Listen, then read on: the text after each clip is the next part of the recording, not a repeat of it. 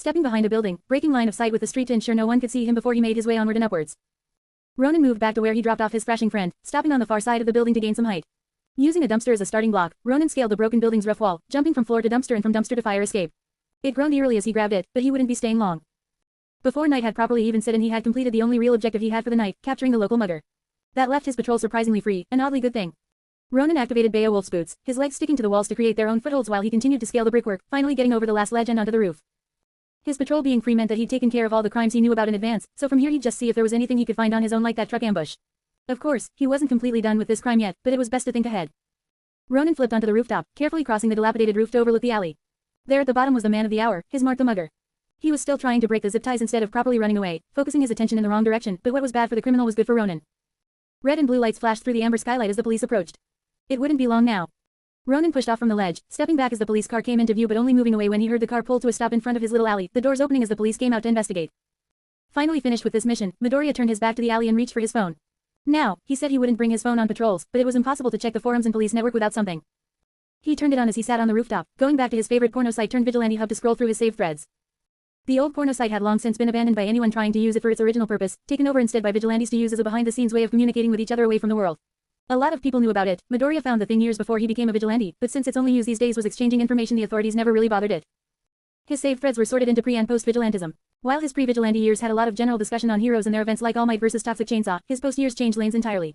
Now he focused on the current crime posts, mostly in his immediate area with a few nearby ones like Hosu City to check on every once in a while. If something big was going on down there, it couldn't hurt to know. That sort of thing was irrelevant now, though. Revenant glanced into the alley as the police moved the criminal to their car, shaking his head slightly. If he had a way to get around like that, he might be able to get to Hosu City tonight, especially with no school coming up, but after the last time he drove a car. Midoriya shuddered at trying to drive that metal casket on wheels. He was lucky he crashed into a sewage drain between traffic lanes instead of into a building or something. No more driving for him until he took some lessons, and he was in no rush to even start those lessons. His thumb scrolled through the thread automatically for new post, his eyes dully flicking over the words as he thought about his first car ride. It had been for UA, when he first found out about All Might teaching. He wanted to show up to see how the big guy did after blowing him off on a rooftop, but instead walked right into the middle of a villain attack. Then the police showed up. He needed to make a fast getaway before being locked up as one of the villains, and he saw their police cruisers. The thought stopped as Revenant read an update post. The location was far, but not too far. The time was recent, it was still fresh. Worst of all, the activity was bad. Something the police couldn't take on their own. Some heroes might be coming, and if they did, he could sit back and watch. But if they didn't? Ronin didn't finish that thought as he turned the phone off, pocketing it before getting his bearings and sprinting across the rooftop. He might be running catch up on the crime, but it was never too late to try and be a hero. Musudafu's nightlife was alive and well, and there was movement across the whole city. Its shopping district was lit up well before the sun took the night off, with throngs of people moving through it.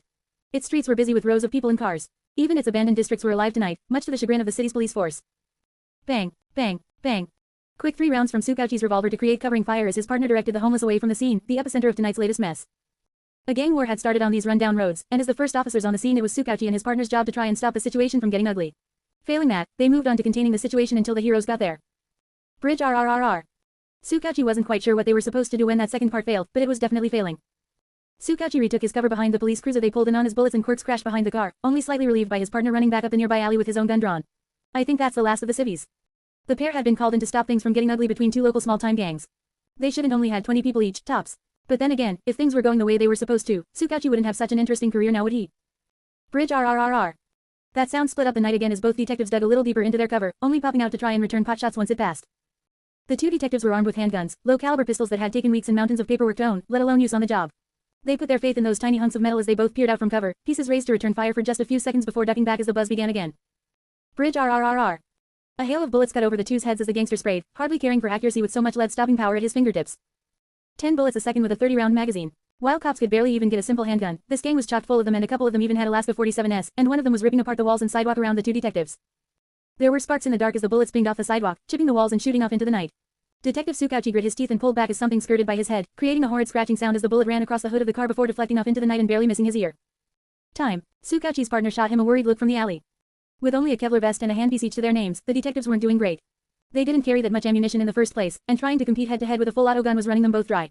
Even when they managed to land a hit on the shooter, some new punk would just grab it and keep on going. Sorry as it was to say, their only hope left was a hero. They said 3 minutes. The police served as first responders, but their main job was to assess the situation and find the right heroes to call in. They weren't bulletproof, they didn't get the fancy gadgets, they weren't even allowed to use their quirks. Yet here they were, standing just 40 feet from 40 villains tearing each other apart, fending for themselves with some cheap vests and tiny guns. Bridge RRRR. Tsukauchi and his partner grimaced as more bullets flew. The broken glass from their car already lined the street, and with this barrage a tire was torn apart. The sirens and car alarm had been going off the whole time, ringing through Tsukauchi's ears and boring a hole straight into his brain, but still they moved on. Tsukauchi leaned up to try and stand, pushing against the car before feeling a sudden wave of pain coursing through his body. Glancing down, a red stain slowly spread across his suddenly stiff shoulder. He hadn't even had time to notice when he got that beauty mark. He shuffled, using his legs to stand and bracing his body against the car before returning fire at the villains, trying desperately to cover his partner. The villains focused most of their attention on each other. With automatic weapons and destructive quirks at their fingertips, some of the more powerful villains didn't even need to worry about the low-caliber bullets flying in from left field. Instead, they focused on each other, firing across the street at one another. Bridge RRRR. Some stood in the open, some hung in the alleys and some were inside the broken buildings. It looked like a complete war zone as the criminals tore apart the already crumbling scene. Tsukauchi groaned as he fumbled through his coat for a few more bullets, cursing as he loaded what he could find into his revolver before sliding out from behind the car. He took careful aim at the current punk holding the AK, who couldn't even step into cover while he was reloading the damn thing, and took a breath. He leaned into his shot, steadying his gun, then fired twice. Bang, bang. Both bullets fell short due to his arm, missing the perp's body. One missed everything while the other grazed his leg, causing the man to react violently. He stumbled back, grabbing his leg with one hand, then glared upward at Tsukauchi with hateful eyes. He shouted something to the other villains, but Tsukauchi was already back in cover before he could find out what the villain had in store for him. As Tsukauchi fell into a crouch behind the crushed police cruiser, footsteps broke out under the gunfire as someone moved towards the car. Coming in on the opposite side, a villain perched behind the cruiser as a few bullets flew over his head, cursing all the while as a green ball formed in his hand. He ducked around the side of the car, lobbing it at the gun-toting gang before diving back into cover. Tsukauchi and the villain both moved further away from the hail of bullets, straight into each other. Both jumped half a step, turning to look over each other. Tsukauchi was out of bullets, the villain needed a second to use his quirk, but looking at the ragged person in front of them neither thought they'd need outside help to take down the other. Ya fucking dogs. Bring me da big shit. Where are they getting this shit? The small confrontation was interrupted as the gun-wielding gang finally focused their attention in one direction, the cops with actual guns instead of the enemy gang with quirks. Tsukuaki, his partner, and the random villain all peeked out of cover as the villains came together. One of the villains stood in the front with a confident smile as he peered over his sunglasses as their little last defense, the police cruiser. It had a reinforced body to help deal with villain attacks, but could it really hold out against the concentrated gunfire of all those villains? Damn, damn, damn. Tsukauchi slammed bullets into his revolver as fast as he could, grabbing the last few shells he could find and ramming them into the cylinder while glancing over his cover at the incoming threat when he saw it. Oh. Goddamn. A single man emerged from the building, running towards the lead villain with something long in his arms. He was laughing as he tossed it to the big man, a large villain who casually caught the ballistic weapon with one hand before resting it against his shoulder and taking sights on his big flashing target. Tsukauchi stared in stunned silence, his gun drooping slightly as he dropped the final shell. It clinked against the asphalt as he stared down the villain in something between shock and horror. How did the villains even get that? Oh sure. Tsukauchi's partner screamed out into the night as Tsukauchi completely lost hope on firing his revolver, dropping it limply from his hand while turning. The villain beside him was still stunned, taking barely a single step back as he stared down the rocket launcher, but a single step wasn't going to save either of them. Get clear. Tsukauchi grabbed the villain beside him, pushing through the pain coursing in his arm to lift the young punk as he turned his back on the incoming death and ran with all his might. He couldn't get far. Just a few steps as he ran away from the car, dragging the villain alongside him. He dove for cover, threw his body to the ground as the RPG's rocket took off. It wouldn't be enough. Rockets had a danger zone 20 or 30 feet big. At best, his legs would probably break, and the heroes would arrive before he could bleed to death. At worst, he wasn't going to live long enough to hit the ground. Tsukauchi liked to think himself a brave man, but even a brave man didn't want to see his death coming. He screwed his eyes shut tight as he dove, putting his body over the punks to act as cover for the villain, then felt the force of the blast overtake him. He was launched across the street by his coat, carried off the road and into an alleyway. He hit the ground with a roll, groaning as slammed into a wall and bounced off, the bruised criminal still in his arms. The world seemed to rock as Tsukauchi opened his eyes. If this was death, it was a lot more painful than he would have liked. The damaged detective let go of the villain in his arms, pushing off the ground and grabbing his throbbing head as he assessed himself. His legs were hot and still remarkably intact. Not in great condition, there definitely was a little fire that caught his pants and he could feel the burn on his leg, but he still had a leg to be burned. Hell, they didn't even look broken, though they sure as hell were sore. Detective Tsukauchi glanced up from himself, looking up the alley. His partner stood in the lip of it, staring blankly at him with a smile on his face, unbelieving of what he was seeing. Hey, you're alive. Somehow, Tsukauchi pushed off the ground, using the alley's wall to limp to his feet before his partner came under his arm and lifted him upright. But while his body was fresh with new ideas and injuries, his mind was still playing catch-up. He was in the alleyway with his partner. How was that possible? He couldn't jump that far. Hell, forget how far, that wasn't even the same direction he jumped. How did he get here? The two detectives turned their eyes to the street. Their car was a mess. The metal that had been directly hit was torn back, the car ripped apart by an ungodly amount of force. The tires were melted, the paint and road burnt black. At least that car alarm and siren finally shut up. Then, standing a little past their car right where they should have landed, he stood. He didn't cut a big figure in the dark. He looked short, wearing a massive coat that covered most of his body down to his legs. No decals or logos save for the tears and cuts across his suit, no details save for the glint of metal on his arms. T the hero. Tsukauchi and his partner stared blankly at the figure who stood in the middle of the street, slowly turning to the criminals. His mask concealed his face beneath a black cloth, but they could feel his eyes pass over them for an instant. The hero's here. The first responder didn't say a word to them as he moved toward the smoking remains of their car. He walked confidently down the dark road as the wind picked up his coat, pushing against him as he made his way to the ruined remnants of the police cruiser. The villains laughed at each other, turning towards their rivals while waving around the used RPG. You like that shit, huh? We're running with the Shihasaikai now, and look at all the cool shit we get to play with. The villains cowered against their show of force. Villainy was a world where the strong ruled, and as long as you had the right friends you could go pretty far. Not just anyone could get the kind of force of an RPG any day, a portable explosive so powerful and fast it could kill even most heroes in a single hit. What's good? The lead villain tossed the rocketless RPG to the side as he grabbed one of the AKs, holding it high like a scepter as he glared down his rivals, daring anyone to meet his eye. You were talking some mad shit a minute ago. Come on, who wants to fuck around and find out? I do. Both the leering and the retreating villains paused as someone cut through their argument. Standing atop the crushed police cruiser, a single hero stuck out from the wreckage. A lone figure, coat flapping in the wind, stood tall as he surveyed the scene. A small object dropped from his hand, rolling across the ground as his eyes moved from each of the gang members. 35. The villains glanced at him, then at each other. Quote. Just one hero. I'm a little offended. I'm well past offended. The lead villain snarled as he adjusted his grip on the AK, switching to a semi-proper grip with one hand. He pointed at the interrupting hero, sneering. Maybe next time, bring some backup. Bang pieing. Bridge RRRR. The road was lit up by a sudden bright flash, blinding everyone who had been focused on the hero. Not one to back down, the leading villain pressed down on the trigger instinctively, spraying bullets towards the wreckage in the middle of the street, and not the hero who suddenly leapt high into the air. With one jump the cloaked hero soared off the car and over the barrage of bullets, counting the time as he spun through the air. 1 second of hang time turned into 2 then 3 as the gun ran out of ammunition, creating a safe pocket to land. The hero landed gracefully on the road, rolling from the ground into a sprint toward the blinded villain. The villain clawed at his face, trying anything to regain his sight, and it was working. There, he could just about see something moving towards him in the dim moonlight. Oh she. The hero grabbed the AK from the villain's hands, slamming the butt of the gun into his stomach and prying it from his hands. The villain doubled over, clutching his stomach while the hero brought the gun down on the back of his head. The villain's shaking stance gave out entirely as he collapsed to the floor with a muffled groan of pain, but there was no time to waste with just one victory. Already some of the more reactive villains were starting to regain their senses. 2 such villains pointed their guns at him, eyes still squinting as their ears rang, but to hell with accuracy. The 2 criminals fired blindly at the hero, their shots going wild with their poor gun control. The hero dropped another small object and stood perfectly still, not bothering to dodge as their own bad aim made most of their shots miss. By trying so hard to hit one target they'd overcorrect, firing around him without a hope of actually catching the ever so elusive shadow. Not that they could tell, still struggling with the pain of his flashbang. Shit, guys, he's here, he's still here. It was unknown how many people could actually hear already, but the cloaked hero didn't suppose it was many. Still, he didn't like to take chances. He threw back his coat as his smoke grenade went off, drawing something from his back as the dark night was shrouding in shades of shadow the light couldn't pierce. There was coughing as the villains began to regain their vision only to see nothing, confusion giving way to pain as a tornado of terror swept through the fog. The hero was all alone in the midst of villains, but that meant there was no one he couldn't hit. He held a single small stick as he lashed out at the nearest villain, one of the 2 who tried to shoot him. His stick cracked her knuckles then slammed her gun upward, forcing her to fire into the air as he stepped in and body checked her. She screamed as she fell to the ground, silenced only as his heel crashed into her stomach. She lost all her breath as the demon crawled over her, leaning through the fog with its foot still on her stomach to slam her head once more into the asphalt and turn the world pitch black.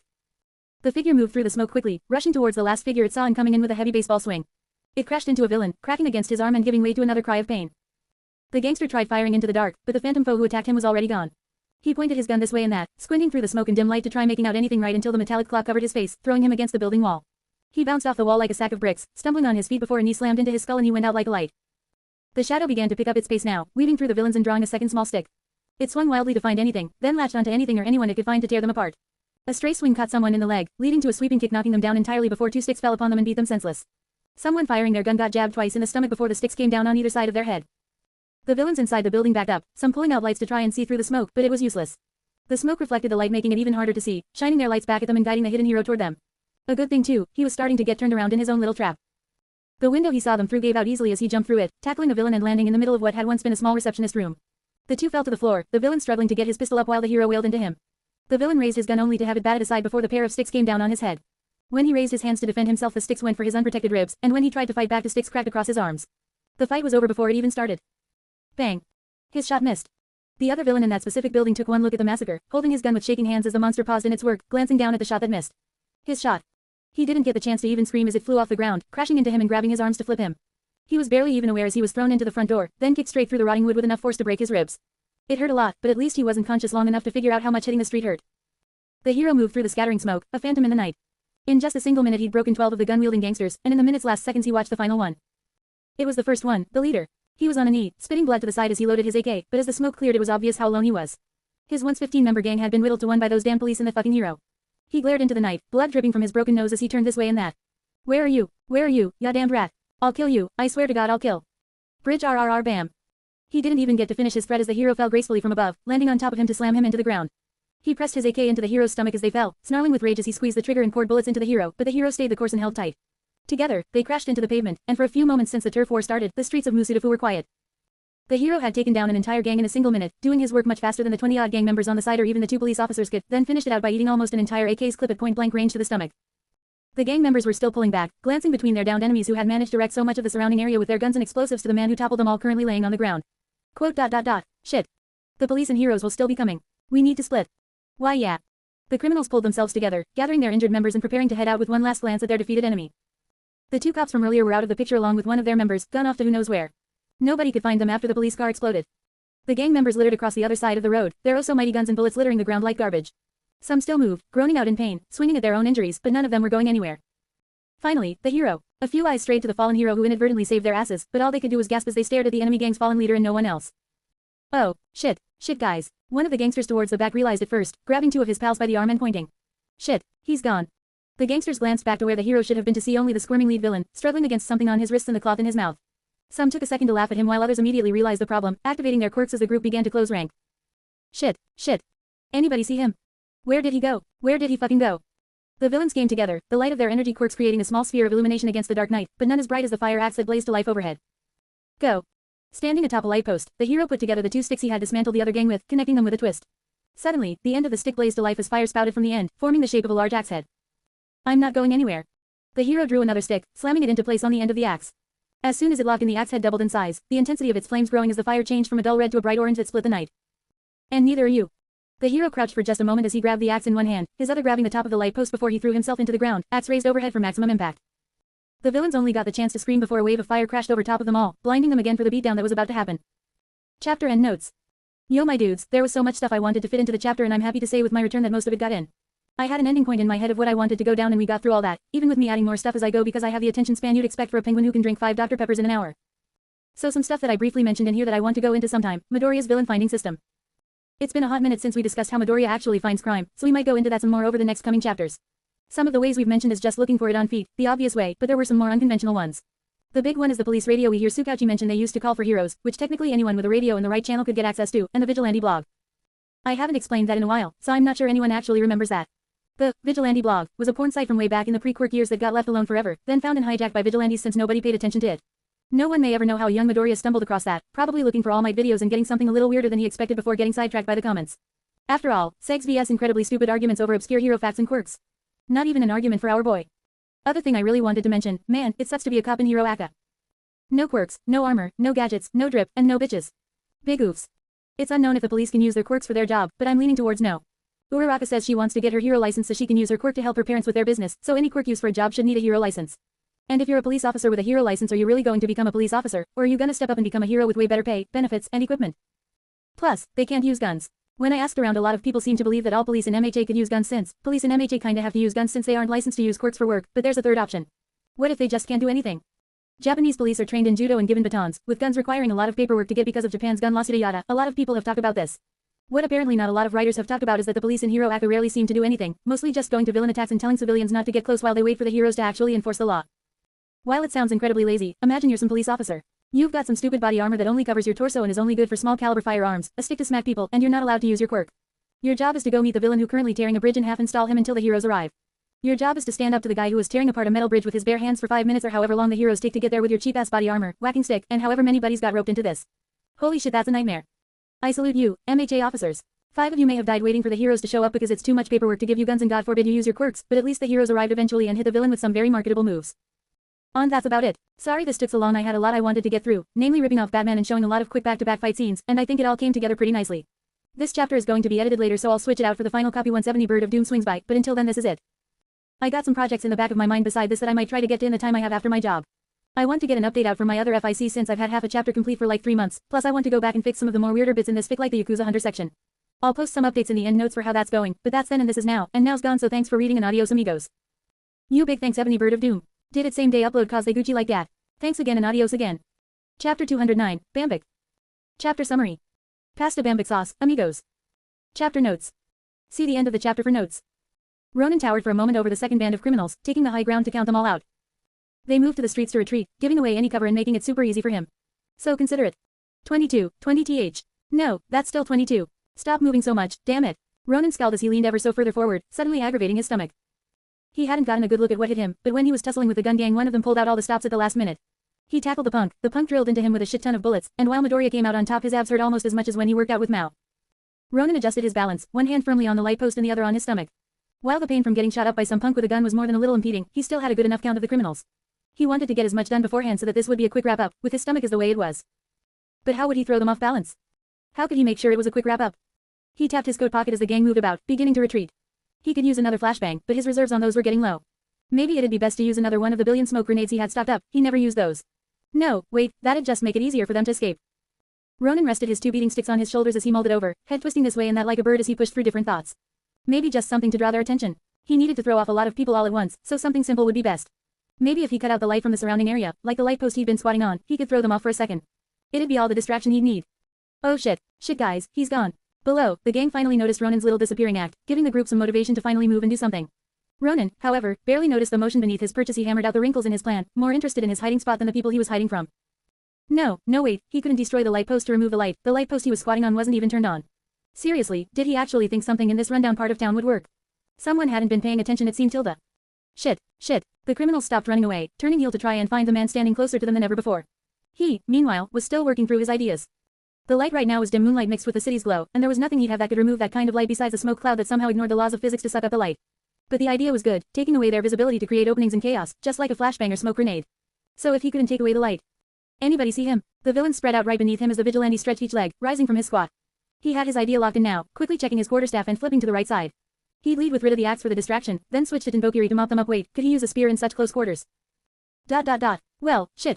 Where did he go? Where did he fucking go? Someone needed to watch their fucking language as Midoriya rose from his perch, working his shoulders and standing as tall as could be to hide the fact that he felt like his stomach was one massive bruise. Go. Finally, Ronin put his two beating sticks together, uniting the 2/3 of his quarterstaff with one sharp twist. With just the flip of a switch, a burst of flame transformed the club in his hands into an impressive-looking fire axe, pun fully intended. I'm not going anywhere. Ronin shrugged slightly as he moved to the edge of the lamppost, casually drawing the third section of his quarterstaff from his coattails and locking it into place with the same bravado, ignoring that the slight bend he had to do to reach nearly made him topple off the lamppost right then and there. With the third section of the quarterstaff connected, the battery was complete, giving the axe full power and letting it grow to its full size. Holy shit, that thing was hot. He could feel the heat waves beneath his cloth mask, making a mental note not to put the axe too close to his head. Wait, wasn't he supposed to be intimidating right now? What was he? Oh yeah, going places. And neither are you. Having definitely nailed it, Ronin leapt off the lamppost, spinning the axe around his body to give it some proper build-up before letting loose with a massive swing. The flaming axe head flew off the staff, blasting into the side of the building to create a wave of bright flames that spread out in every direction. The villains below screamed and panicked, blinded by the sudden flash and the incoming flames, but they were too far away for it to do any damage. Instead, it served as a great entrance for Ronin, who dove straight through the flames of his own attack, landing with weapon ready in the midst of the blinded criminals. This was going to be fun. Ronin landed on the building across the way, kicking off that to lose some speed before crashing through the villains at much safe speeds. While he didn't want to kill any of them with a tackle from 30 feet up, he also didn't want to break his own neck trying to do something stupid. He played it much safer, using his quarterstaff for rapid chains of attacks while using his kicks to build distance.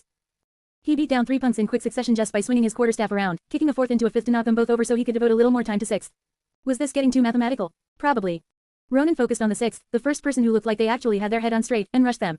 Just as he got up, still rubbing his eyes in agitation, someone slammed a stick into his knee and made it give out with a mean-sounding crack. Tilda. The man tumbled down, eating the other end of the quarterstaff with his ribs as Ronin began to work his opponent like a punching bag. Ronin circled him, hitting him with quick but painful swipes from the quarterstaff before circling in for the kill. Other gangsters began to move around him, but with his small circling motions they couldn't just sneak up on him, even if they thought they could. They stepped in close, some basic coordination as they tried to pounce on him at once. An exchange of glances, a small nod, then the three lunged forward to strike the hero. Ronin kicked off the guy he'd been beating the shit out of, performing a backflip right over the charging three and letting them crash in the middle, straight into each other. They quickly became entangled in each other, all 4 criminals becomes a mess of limbs right in the nick of time. Wouldn't want anyone to see that Ronin hadn't stuck his landing and fell on his ass like an idiot, but maybe that was all part of his plan. Ronin glanced at the new criminal above him, smiling down grimly at him before raising her arm to show the vigilante the business end of her quirk. Ronin had already seen enough though, thank you very much, and rolled over his shoulder straight into her legs. Ronin planted his feet, grabbing her by the legs as he stood and lifting her straight off the ground. She screamed, her generic energy attack missing by a mile as she tried to find solid purchase. She didn't look like the flying type, so it was time Ronin found her somewhere safe to land, and oh, that looked good. Ronin swung her entire body like a baseball bat, slamming her into an oncoming criminal, the two crashing together as their momentum did all the work. Ronin let go, letting the 2 punks get to know each other a little better on the pavement before taking another chance to look over the situation. By now most of the criminals had gotten over their shell shock, but few had the will to keep fighting. Time to bring that number to 0. Tilda. One of the gangsters finally regained their vision, blinking a few times to find focus on the hero who was fucking up everything. There was only one hero still, if they could take him down before anyone else got there they'd win. The gangster rose to their feet unsteadily, staying behind the hero as he threw one of the villains into another. With his back turned the gangster took their shot and rushed him on all fours, preparing to pounce and take the hero to the floor. Hardened claws skittered across the pavement as the gangster closed the distance in a second, the 30 feet between them turning to 20 then 10 in 2 leaps. The hero's hands were in his coat as he glanced back, seeming to stop when he noticed the charging gangster poised for one final leap before the tackle. He turned slightly, putting an arm in front of him to protect himself. The gangster grinned, tensing their legs one final moment before lunging forward. Bang. The world began to turn sideways as the gangster flinched from something. The scene itself stopped dead, every villain going dead silent as the charging villain's leg gave out from under them. They stumbled forward, jumping with only one leg and missing by a mile. They careened forward wildly, moving towards the hero with none of the momentum to take them down, barely aware of their own pain before the hero moved in to stop them. The hero brought the villain to a stop with a small step leading to a full power kick, the gangster's body wrapping around the unflinching steel of the hero's boot as their momentum pushed them against the hero's steady stance before giving way, leaving the villain to collapse out of breath on the ground at his feet. It was good they were out of breath, even if their stomach ached like it had been hit with a sledgehammer. After all, they couldn't scream in fear when the hero put his arm out in front of him again, resting it gently against the gangster's head. They couldn't scream because they finally saw that the hero didn't put an empty hand out to defend himself, that something had caused the gangster's leg to fly out from under them, and that there was a reason why neither the hero nor any of the surrounding villains moved. A gun. A loaded gun was pressed between the gangster's eyes, resting steadily on their skull while the hero stared through them. The hero stared them down, their arm relaxed as the cold steel bore down on the gangster. His finger sat on the gun's trigger, a soft tapping sound as it pulled and eased off the trigger. Everyone. His voice wasn't like the one in the videos. Not majestic or grandiose like All Might, not forceful and heated like Endeavor, not even snappy or confident like the new generation. A calm and quiet tone that spoke like stone, leaving so little room to argue you could only fit a bullet in there. That was how he spoke. He stared down at the gangster who lay sprawled out on the floor. Time itself seemed to slow to a crawl as the punk's eyes flicked between the gun and the hero. He wouldn't do it, would he? He wouldn't really shoot someone just for trying to tackle him, would he? Did heroes do that? Hell, could heroes do that? On the ground. Every eye was on the hero as he stood tall. It was hard to get a read on the hero when he'd been across the street, barely visible in the smoke between attacks or tackling the enemy gang leader, but now it was easy to see. As the villains one by one put their bodies on the floor, they could never forget the sight of the faceless hero, standing massive over them all. From the ground they knelt on, he towered over everything. And how could they stand a chance against someone like that? The two police officers stepped from the shadows slowly as Midoriya stared down the last villain, keeping his eyes locked onto them even as he pressed his foot into their back to force them down, drawing his ever-reliable zip ties and forcing a pair over the gangster's wrists. He stepped back, taking in the scene with kindness still in hand. The street was a wreck, with signs of damage everywhere from the road to the buildings surrounding it. Quirks and bullets smashed it all to bits, and the bodies laying around didn't improve the scenery much at all. The quiet of the street might have been comforting after the fight ended, but there were sirens still in the distance, buzzing underneath the low sounds of the city. This wasn't over, not for the vigilante. He patrolled the crowd of downed villains, eyes flicking across the bodies for any sign of resistance. He spun kindness around his finger like an old gunslinger, the kind Ranger had been based on. The gun had a slight rattle as it spun end over end around his finger, stopping ever so often with his finger back on the trigger. He moved across the bodies, stopping at the end of the carnage to inspect kindness. It had a dull metallic sheen that reflected the moon tonight. Maybe he should try bringing it to Mao sometime, perhaps learn something about gun maintenance. No, he definitely should, but not tomorrow. He was going to hang out with Eiko. Ronin spun on his heel at the end of that long road, hand firmly grasping his gun as he turned and met the two officers standing at the other end of the bodies. They were focused on him. Their guns were still in their hands but stayed pointed down. They were ready to fight, but they didn't want to. Ronin kept his gun in one hand, pointing it towards the side. His hold was relaxed, his whole posture was, but his relaxation never seemed to make it to his face. Perhaps it was his mask, but his blank face seemed to stare straight through the officers, as deadly serious as he'd been when he gently pushed his pistol into the head of a criminal as calmly and coolly as could be. No, he couldn't be. Tsukauchi squinted, eyes locking with something beyond that mask. Just as they assessed him, he in turn assessed them. A standoff tenser than if they had their guns drawn. The masked figure adjusted his gait to better fully face them, better for a conversation in a fight. His free hand rested on his hip, no, to something beneath his coat. Slowly his hand peeled back the massive coat he wore, showing off the sword for just a moment.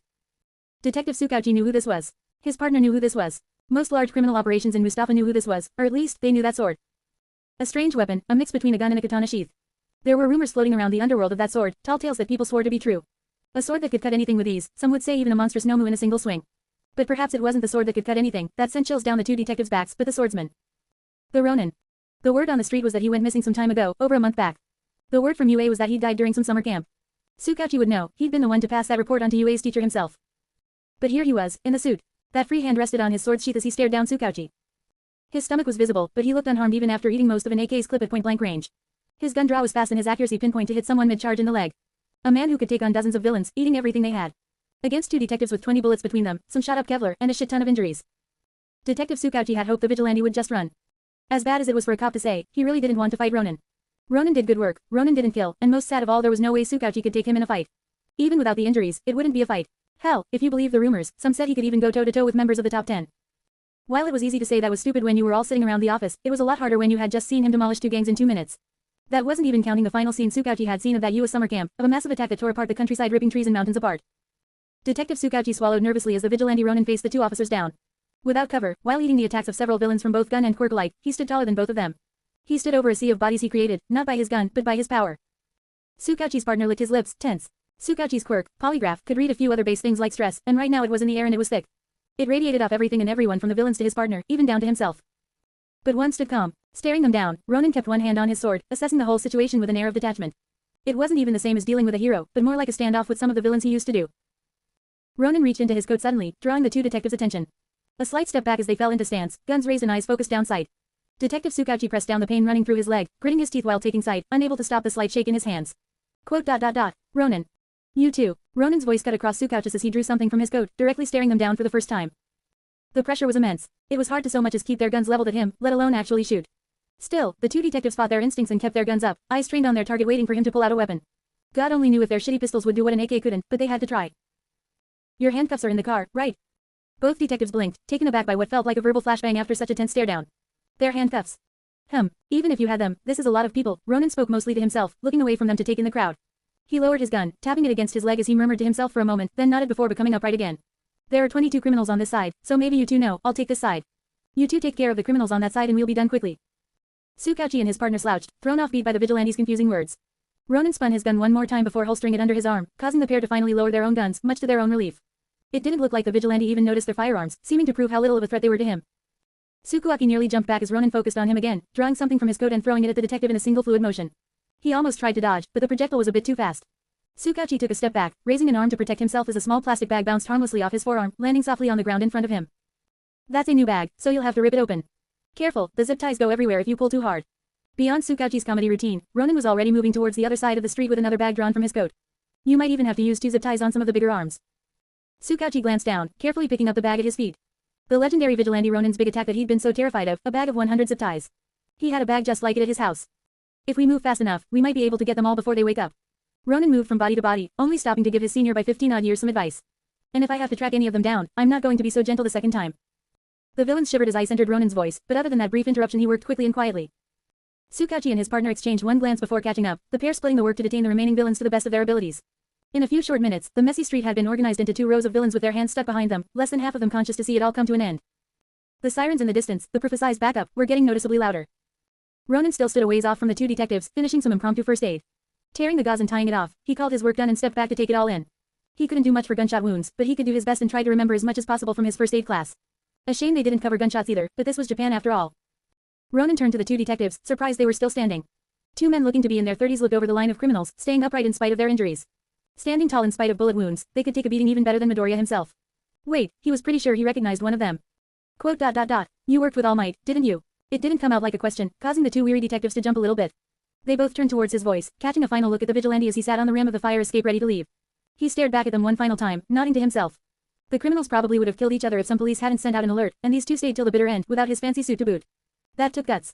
Not many officers could do what you 2 did. He should be proud to have such good partners. Midoriya didn't put too much thought into the compliment, but he did put some heart into it. He wasn't sure how many officers would try to pull what these 2 did, let alone full heroes. You had to be stupidly brave or bravely stupid to even try taking on 2 gangs with pistols.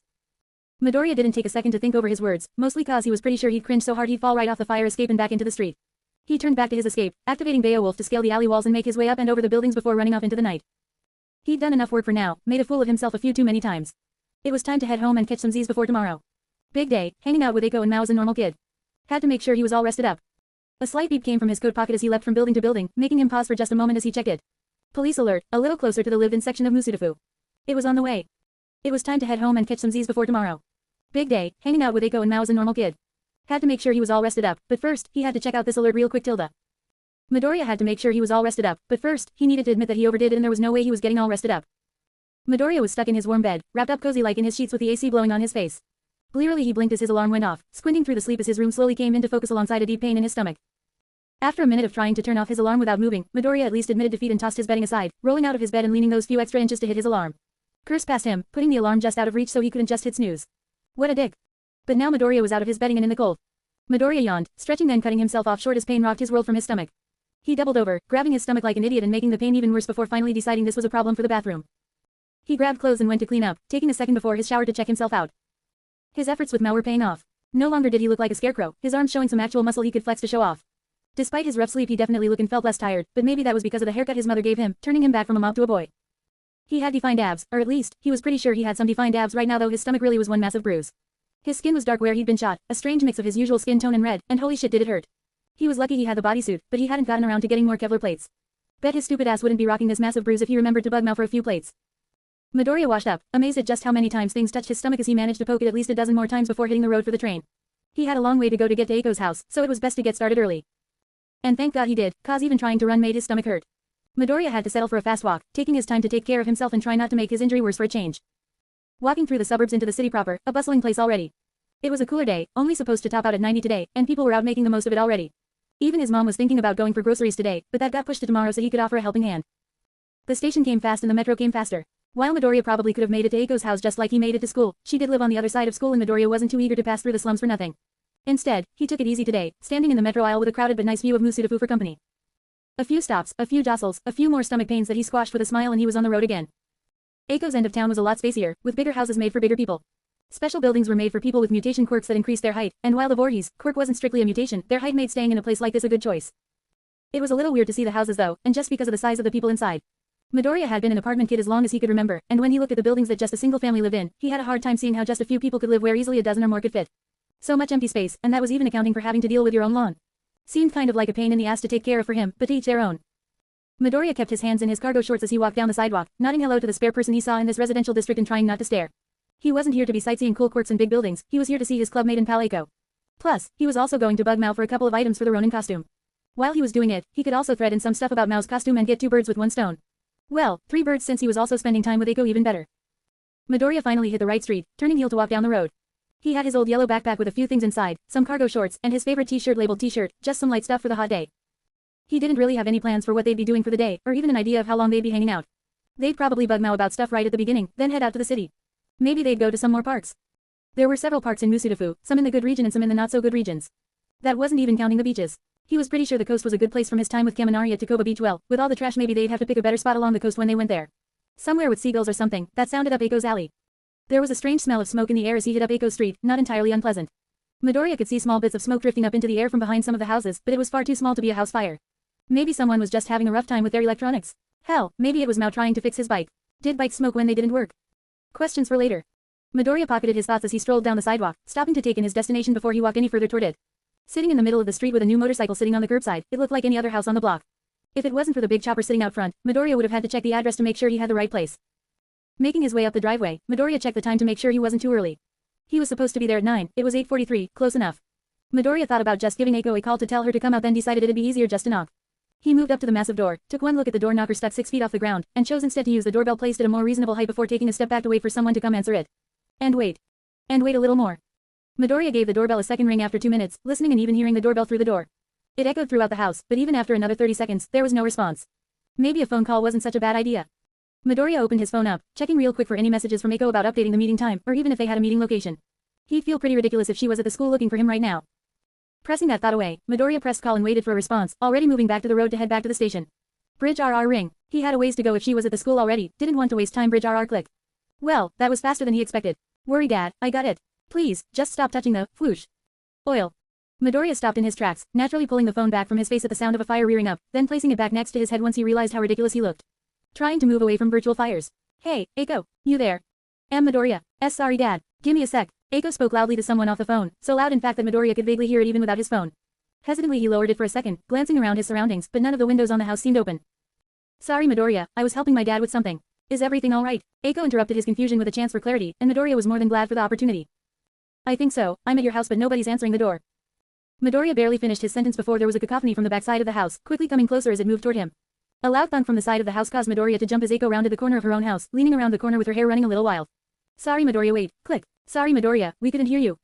Midoriya and Eiko both put away their phones, meeting at the house corner. Eiko stayed in place, as fidgety as usual while Midoriya walked over, hands in his pockets.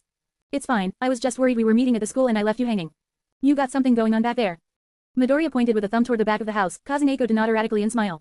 Why yeah, come on, I'll show you. Eiko led the way back around the house, walking with a mix of stiffness and fidgeting. Midoriya adjusted his backpack as he followed, adjusting his plans on the fly as they walked. It seemed Eiko had in mind some of the same ideas for their hangout as him. She was dressed for the summer weather, or at least, her version of the summer. Eiko wore full-length cargo pants and a long-sleeved blue shirt, but the outfit was missing her usual layers of coats and jackets. Instead, it was all topped by a strange black apron with blue flowers on the edges. To top it off, her hair had been partially pulled back into a ponytail. Most of her face still wasn't visible, but her mouth peeked through at the bottom, showing off a small smile as the two walked towards a large wooden fence dividing the front and back parts of the Voorhees house. You cooking something? The last time Midoriya had seen her with her hair tied up like that, she'd been cooking. If she was doing that again, that could definitely explain the apron. Yup. Eiko's smile grew as she gained a little more confidence in her step, moving to the fence and opening a gate Midoriya hadn't even noticed to let them through. My dad's having some friends over for a barbecue, and I'm helping cook. Stepping into the back of Eiko's house, the back seemed even larger than the front. The large wooden fence ran around the entire property, marking it off from its neighbors but still leaving plenty of room within. On the far side of the property was a shed about the size of Midoriya's living room, pressed right against the fence. Connected to the house itself was a wooden porch, slightly raised off the ground with 2 wooden tables and a grill on top. That grill seemed to be the thing giving off the smoke that Midoriya smelled coming in, but it wasn't lit right now for some reason. Mrs. Voorhees tugged on one of the wooden tables, slowly inching it closer to the grill. She had paused for a moment to wipe the sweat from trying to move such a big table by herself, then perked up when she saw where and who her daughter had run off to grab. Ah, Midoriya. Glad you could make it. You two wouldn't mind helping me out for a moment, would you? No mom. No ma am. The two kids replied in unison, straightening slightly before walking over. Midoriya had to put a little extra pep into his step to make it up the stairs and actually get onto the porch, but past that, moving the table itself was easy peasy. Eiko grabbed one side, Midoriya grabbed the other, and then they slowly walked it beside the grill, only needing to adjust it back and forth for a minute to make sure it was close but not too close. Midoriya stepped back from the tall table, dusting off his hands and admiring the object he just moved, something he doubt that him from 1 year ago could have done before coming back to the moment and remembering his manners. Thank you for having me, Mrs. Voorhees. And thank you for your help, Midoriya. You too, Eiko. Mrs. Voorhees glanced at the house, focusing on the door inside. The other guests should be getting here soon, but hopefully, my husband will manage to start the grill without burning down. Oh, I'll get the door, dear. Mrs. Voorhees interrupted herself by grabbing the door for Mao, whose arms were jam-packed with food. Meats were stacked high on a platter, and under his other arm the condiments were jam-packed together. From what Midoriya could see of Mao behind the platter, jars, and bottles, the main man was wearing his usual outfit of baggy pants and an invisible shirt but topped his usual duds with a black apron matching Eiko's. Mao couldn't even see Midoriya as he hobbled to the newly set up table, gingerly placing down the platter and then dumping the condiments everywhere. They were packaged up, so they'd be fine, but where did he put those matches again? The old box had all burned up in his last few tries to light the grill, so this time he was going to use all the matches at once to light the grill. That was definitely going to work. Oh hey, look who Eiko was with Tilda. Sendipider. Mao gave Midoriya a sharp nod in recognition, the young vigilante replying in kind. Mao stopped patting himself down as he found the box hidden in his back pocket, pulling it open and open to draw one match, then drawing 9 more to really light this thing. Dad, are you sure that this is safe? Eiko crept forward slightly, hand raised in caution, but Mao both waved her off and lit the 10 matches in the same flick of the wrist. He leaned over the grill, glancing between the matches and the grill, then tossed them all in with a smile. Well, I'm sure it ain't. FWOOOSH. Ha ha ha Tilda. A gout of flame that could have come from Rita itself enveloped Mao's upper body. Still, even the blast of flames couldn't stop Mao's smile, which started before the flames crept up and lasted well after they died down. See, Mao gestured to the now lit grill, which was finally smoking consistently instead of in bursts. Totally intentional. Why yeah, Eiko had naturally jumped by at the gout of flames, pulling Midoriya back for safety he really didn't need but did appreciate. She glanced down at him, removing her hands from his shoulders to retire her hair behind her head. Sorry, I'm gonna make sure he doesn't turn everything to ashes. Man, and I wanted to see if he could melt the grill. Midoriya nodded once, smiling as they moved to the grill thing. He couldn't see any fire anymore, so he wasn't entirely sure how it was going to grill anything, but Eiko and Mao seemed to think it looked fine so he'd put his trust in them. The two grillers moved in tandem, starting work on the grill itself. Mao, seemingly done with whatever shenanigans he was doing before, moved slowly and carefully while talking to his CO cook. The big man pulled out a surprisingly small set of tongs from his apron and reached into the grill, pulling out a piece of charcoal with tinges of white and gray, showing it to Eiko quickly before placing it back inside and stepping back. Eiko filled the gap, stepping in with a bag of charcoal to add a few more pieces, closing it off with the grill itself coming over top their work. While Eiko and Mao tag-teamed the grill, next pulling out some weird scrapers and running them over the bars, Midoriya stepped over to Mrs. Voorhees to continue helping the best he could. The pair of them sorted the condiments that Mao had tossed everywhere, then went to grab some utensils so everyone would have something to hold their food, all while making small talk. So it's just a small friend gathering today. Yup, dearie, Mrs. Voorhees said with a smile as the pair set fresh packages of paper plates and cups, using a fingernail to split the film and then fully open the packaging. Though I suspect you won't want to stay too long, it's mostly people our age. Friends from work, and all that. Probably, Midoriya admitted with a small laugh, rubbing the back of his head. While meeting some of Mao's work friends could be interesting whether or not it was Mao's work or work, Midoriya wasn't sure he wanted Mao's work friends to meet the real him. Besides, today was supposed to be a hangout day. All he wanted to do with Mao was ask about some items for Ronin, and even then he could put that off till training day. Dia-ing duo-ong tilda. Midoriya and Mrs. Voorhees' attention turned to the house and the ringing sound that emanated through an open window, probably opened after everyone missed him trying the doorbell. Someone else is here. Midoriya, could you finish setting up the cutlery while I bring them around? Sure thing, ma backwotum. Midoriya readily agreed, eager to keep himself rather than meet new strangers. Even if he wasn't very familiar with his surroundings, there was a quiet comfort in the menial work he was doing. Mrs. Voorhees headed off to greet whoever rang the doorbell, leaving Midoriya to open the small box of plastic knives, forks, and spoons on his own. Mao and Eiko talked in the background, adding an undercurrent of a sizzling to the sounds. A smell that Midoriya had only enjoyed in restaurants hit the air, making him smile a little wider as he reminisced in memories. Midoriya had grilled some foods himself before, but it was few and far between. When his dad would come home from America, he'd take the whole family out to eat somewhere really nice. One of those restaurants was the bar that Midoriya met Maruko at, sure, but another was a do-it-yourself grill where you could cook meats and vegetables yourself over a small grill built into the table. Not that he'd been any good at it. Eiko and Mao's arguing over what constituted a cooked piece of meat brought Midoriya back to the present, shaking his head at the memories of himself almost burning everything just because he liked the cooking smell. He finished setting up the newly opened utensil boxes next to the plates and cups, looking over the table setting. There were the condiments for the grilled stuff, but there was also a lot of empty space left over. Maybe the guests would be bringing stuff, like how the Bakugos and Midoriyas would each bring a little food whenever they got together. As if to prove him right, Mrs. Voorhees came back through the house carrying a small cooler followed by one of the guests, holding a much larger cooler in front of his face. Sorry, we're still getting everything set up. How about we put this? Ah, thanks for the help, Midoriya. No problem. Midoriya walked over to Mrs. Voorhees, taking the box from her arms and helping move it. The two coolers were placed on the ground beside the table, a lot heavier than they looked. Plus, with the heat of the day already creeping in, Midoriya was starting to sweat. He squatted next to the cooler he just put down, wiping the sweat off his brow as a hand came in from above to help him up, alongside a can of soda from one of the coolers. Oh, thanks. Midoriya grabbed the man's hand to pull himself up but stopped mid-sentence as he stared at the man whose hand he so foolishly grabbed. Standing over him was a tall man dressed ridiculously out of place. He wore tall brown rain boots, going up over his knees at almost his sparkly silver hammer pants. That was almost covered up by his trench coat, a full winter trench coat in summer that the man wore unfastened. It was a good thing the trench coat was left open, or else how would this man be able to carry the large, full-sized umbrella he had tucked away at his hip? A full-sized umbrella in a spotless, sunny bright day, that was only supposed to get up into the 90s. The outfit made no sense. And, in that sense, Midoriya was certain he knew exactly who this was. In something close to horror his eyes trailed up, looking the man helping him up dead in the eyes. Thank you for the help, young man. His tone held was perfectly level despite his atrocious outfit, and his actions were calm. He easily pulled the smaller boy to his feet with one hand, staring him dead in the eyes. Here, for your effort. Midoriya bit his tongue as Kurogiri offered him a cold can, simply daring the young man to say anything while acting as if they'd never met before. Soda. Chapter end notes. Yo, I returned from the dead. Sorry for the late arrival, had some family over for the week and had to do some Sushal I Zhang, and it's the worst. But now I'm free tilde. I've often wondered how to deal with the League of Losers, my second least favorite part of MHA, and I think I'm going to have to start doing some changes soon. Therefore, I need a good segue into them, and who better than the League's strongest member and our favorite alcoholic Kurogiri. Next chapter should be the last of what I'm calling soft chapters for a while, with it changing halfway through to training and fighting so we can finally get to the next big moment. That's right, the hero license exam that our main character's not even participating in. We've taken this plenty slow for long enough, so with almost all the setup done it's time to shift pace and get to some payoff.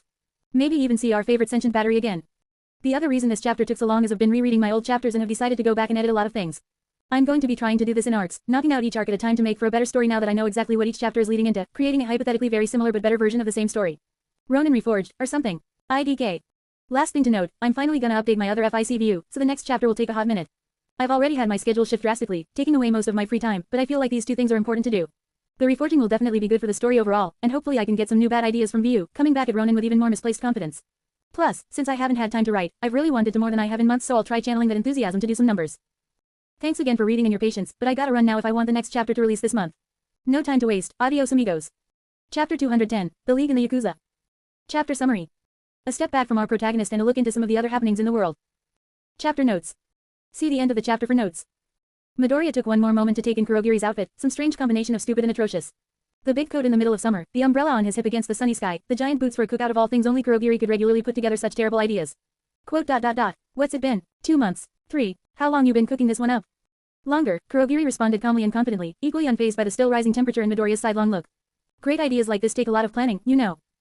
I don't think you know what a great idea is. Midoriya shook his head, chuckling as he finally took the drink out of Kurogiri's outstretched hand. The odd pair glanced around the backyard, but no one noticed the odd pair standing by the drinks. There was no one to notice them, the Voorheeses crowded around the grill and arguing over cook times. So they had a little time to catch up since their last encounter. So, summer training camp. Midoriya looked over the drink Kurogiri had handed him, glancing up at the large bartender while flicking some hair out of his eyes. His fingers briefly traced over the scar over his right eye, the largest reminder of his fight in that mess of a camp. You're the one who saved me, right? No, your teleporting sword exploded and teleported you directly into a hospital. It was most humorous, I sincerely wish you could have seen it. Speaking with a strange sincerity, Kurogiri didn't even bat an eye as he made up total bullshit. He even shook his head at the missed opportunity, like he was mourning a sad shame, the cocky bastard. Still, Midoriya found himself smiling, lightly smacking the bartender's arm as they both surveyed the yard. Well, I guess I'm thanking that sword then. Really did wonders. It did indeed. Kurogiri nodded along, then came to an abrupt stop as he thought it over. Shame you blew it the fuck up. That one earned Kurogiri a harder punch to the arm, but instead of shutting the big dick up, the two of them shared a small laugh. They were an odd pairing, a high schooler in bland clothes and a bartender in something between a natural disaster and a yard sale, but they did have some stuff Midoriya wanted to talk about. After all, how many times would he get insight on All for One besides this? How many times could he? Didn't think you'd all still be in Japan. Midoriya opened his can going to drink it before catching Kurogiri's confused glance. You and that League thing, the guys working under your boss. I saw it on the news. Wouldn't you be safer somewhere else right now? Ah, yes, the League, Kurogiri said with snark evident in his voice. As soon as he said their name, he summoned a tall glass and slammed it into the table. No, they've been about. My master has many properties in many places, so they've stuck to hiding in one of them. I've been about, tying loose ends, but them. Kurogiri shook his head as he warped a cola out of the cooler and into his hand, cracking it open and pouring the whole thing into his glass. Midoriya thought over Kurogiri's words. He knew All for One had a lot of weird properties, he'd heard about the Nomu Lab, plus he'd seen Mao's military base, so he could get an idea what the League was doing. Hell, they could even be at Mao's military base somewhere and he wouldn't have noticed. That place was huge. Well, how's the League doing? The League of. What are they the League of? Well, Midoriya, Kurogiri crushed the now empty can and tossed it into his shoulder, warping it into the trash can just 2 feet from him. The show-off. I'm not even sure the League knows what they're comprised of, but they have been doing. Unfortunately for myself, however, they have been doing poorly. Quite poorly indeed. Kurogiri spaced out towards the end as he reached into his jacket, more naturally hiding his quirk use this time to pull out a bottle of rum and pour it into his glass. We even lost one of our associates. Midoriya did a double take at that last line, snuck in there like he wouldn't notice. Someone died. Midoriya racked his brain through recent events. With his injuries and relaxing time, he'd spent a lot longer doing research and spent a good deal of his time in the world of professional heroes, but he hadn't heard about any dealings with the League. With their connection to All for One and the massive amount of destruction from All for One's last fight, the Hero Association would definitely brag about having captured or killed one of the members of the League. That meant someone outside of the association had done it, but who? Another villain. Midoriya hedged his bets, glancing up at Kurogiri and getting an immediate confirmation. An entire organization. Kurogiri nodded, taking a small sip of his glass before topping the thing off with rum, finally putting the bottle down to focus on Midoriya. Almost took out two of them. Two of the League. Midoriya was deep in thought for a moment, trying to assess who could have done this before realizing a different problem. I have no idea who anyone in the League is. You're not missing much. Kurogiri reached behind his ear. Wherever his hand went, it came back with a tiny paper umbrella he opened with a flick of the wrist. There's potential in a few of them, but so far. It was amazing the faces Kurogiri could make with no face. So, Midoriya glanced at the grill off between Mao and Eiko, two fierce competitors passionately arguing over how on fire was too much on fire. It looked like they had a minute before anything considered edible was done cooking, so Midoriya turned his attention back to Kurogiri. Wanna talk about it? Tell you secret information that the Hero Association is biting at the heel to get for free. Kurogiri raised a foggy eyebrow at Midoriya, keeping his face frozen even as Midoriya put some ice in his drink. So, this all happened while I was out on business for the Master, but... The League of Villains, next generation of crime and heirs of the mythical All for One Tilda. And this is the kind of dump they hide in. The gravel crunched under the two men's feet as they continued up the long, winding road into the Japanese countryside, a hideout many steps down in size and scale from their own planted firmly in the city. A generic industrial building stood before them, a gray block like a large rock in the middle of someone's garden, a sorry stain on the landscape just like these posers to the rest of villainy. I cannot tell if they're too egotistical or humble, calling themselves the League of Villains while scurrying about like rats in such a corner. The two men weren't in sync, but through time and training they moved together. On one side, a man cloaked in the black robes and hat of an inquisitor, Shin Nomoto. He adjusted his plague mask and the glasses underneath, already hard to see without the dead of night. And no lights too. These amateurs were the League of Villains. Their hideout couldn't even have lighting for fear of being caught. On the other, a man with a fur vest and no shirt. Diodoro Sakari. His whole body reeked of booze as he sauntered next to his ward, his liquor bottle bouncing off his leg as he wobbled back and forth. Hey, you can complain all you want, but can I at least get smashed yet? I swear, if I have to hear you complain one more time, you might end up being the one that gets smashed, Tilda. You can't lie to me, you know. Nomoto finished adjusting his mask and his glasses, getting the two lined up so he could finally see 5 feet ahead of him. Anytime you do. Your fucking quirk goes off, yeah. Sakari mimicked Nomoto's bitching with his free hand, then pulled down his own mask so the pair matched. Being a bodyguard was always a pain in the ass, but Nomoto always found a way to put the boar into bodyguard, and those words barely shared any letters at all. How'd he do it? Coming up closer to the building, the two couldn't help but take in all the weeds and debris. Credit where credit was due. If the League of Villains hadn't sent a demand to the Shihasakai to meet with them here, they wouldn't have had any idea anyone was staying in this train wreck. It looked like it hadn't been used in years, and worse, cleaned in centuries. At least the boss man didn't come. Can you imagine if he took one look at this place? Sakari did a small spin, gesturing to the majesty around them as the coworkers shared a small laugh, Sakari leaning in for the bit. I can already hear him. This place is unsanitary. No. Nomoto shook his head in his hand, his smile hidden by his mask. 5 steps. He'd take 5 steps before using his quirk to overhaul this whole place to the ground and build them a new base. Probably a better one too. Sakari shot Nomoto some finger guns, chuckling as he straightened out, the two rounding on the final stretch towards the shitty building. As just 2 of the 8 bullets, they hadn't been allowed to take a company vehicle for fear of being tracked, so they had to take the fucking bus to some campground and then walk the rest of the way to this dump. Finally, however, they could see another human being, proof that this wasn't some wild goose chase. A single man stood outside the building was outside the building. Hiding behind a small stack of rebar and dressed in black and white spandex like someone straight out of the 2000s, he seemed like the only person guarding the structure. One of the members of the League, Satwice or Compress. Nomoto couldn't remember which. Probably the guy who'd gotten in contact with the Shihasakai. Either this is the best ruse I've ever seen. Nomoto glanced at Sakari mid-speech, both throwing away the chance of that ever happening with a shared shrug. Let's get this over with. Damn straight. Bar closes in 3 hours. Sakari gave Nomoto a small slap on the back to push him forward, but both were reluctant to approach the building any further. Solemnly resigned to their duties, they approached the giant gray Lego block to get this over with. Maybe when this was over, they'd both be heading to that bar. Aha! The strange man jumped out from behind the rebar as the 2 bullets approached, pointing confidently at them. You've arrived, and just in time caught ya by surprise, didn't I? Jumping out from the rebar was a large man in a black bodysuit with white highlights, either the League member Mr. Compress or Twice. Most likely Twice, the man who had originally gotten in contact with the Shihasakai, but it was too early to rule anything out. Whoever he was, his posture and tone changed directions so fast it would have given the 2 bullets whiplash if they were tried to follow his pace. Instead, Nomoto took the lead with a step forward and a small bow. We're here to represent the Shihasakai in these upcoming negotiations. Shall we step inside of your base? Nomoto couldn't help but trail off, straightening out as his eyes moved to the big block of a building behind this strange guard. It didn't seem to bother him, though. The guard moved forward with unforeseen confidence, taking a massive step and gesturing to the building behind him while squinting at them. Huh, like we'd bring you to the main base right away. This is like the interview location. Yes, of course. Nomoto nodded along, but his instinct said otherwise. He could hear it, practically taste the lie in the man's words. It was repulsive. Instinctively he adjusted his mask, wanting to use his quirk to wrangle the truth out of this buffoon, but he held himself back for the sake of the negotiation. This didn't go unnoticed by his partner, Sakari, who gave him a small nod as call in response.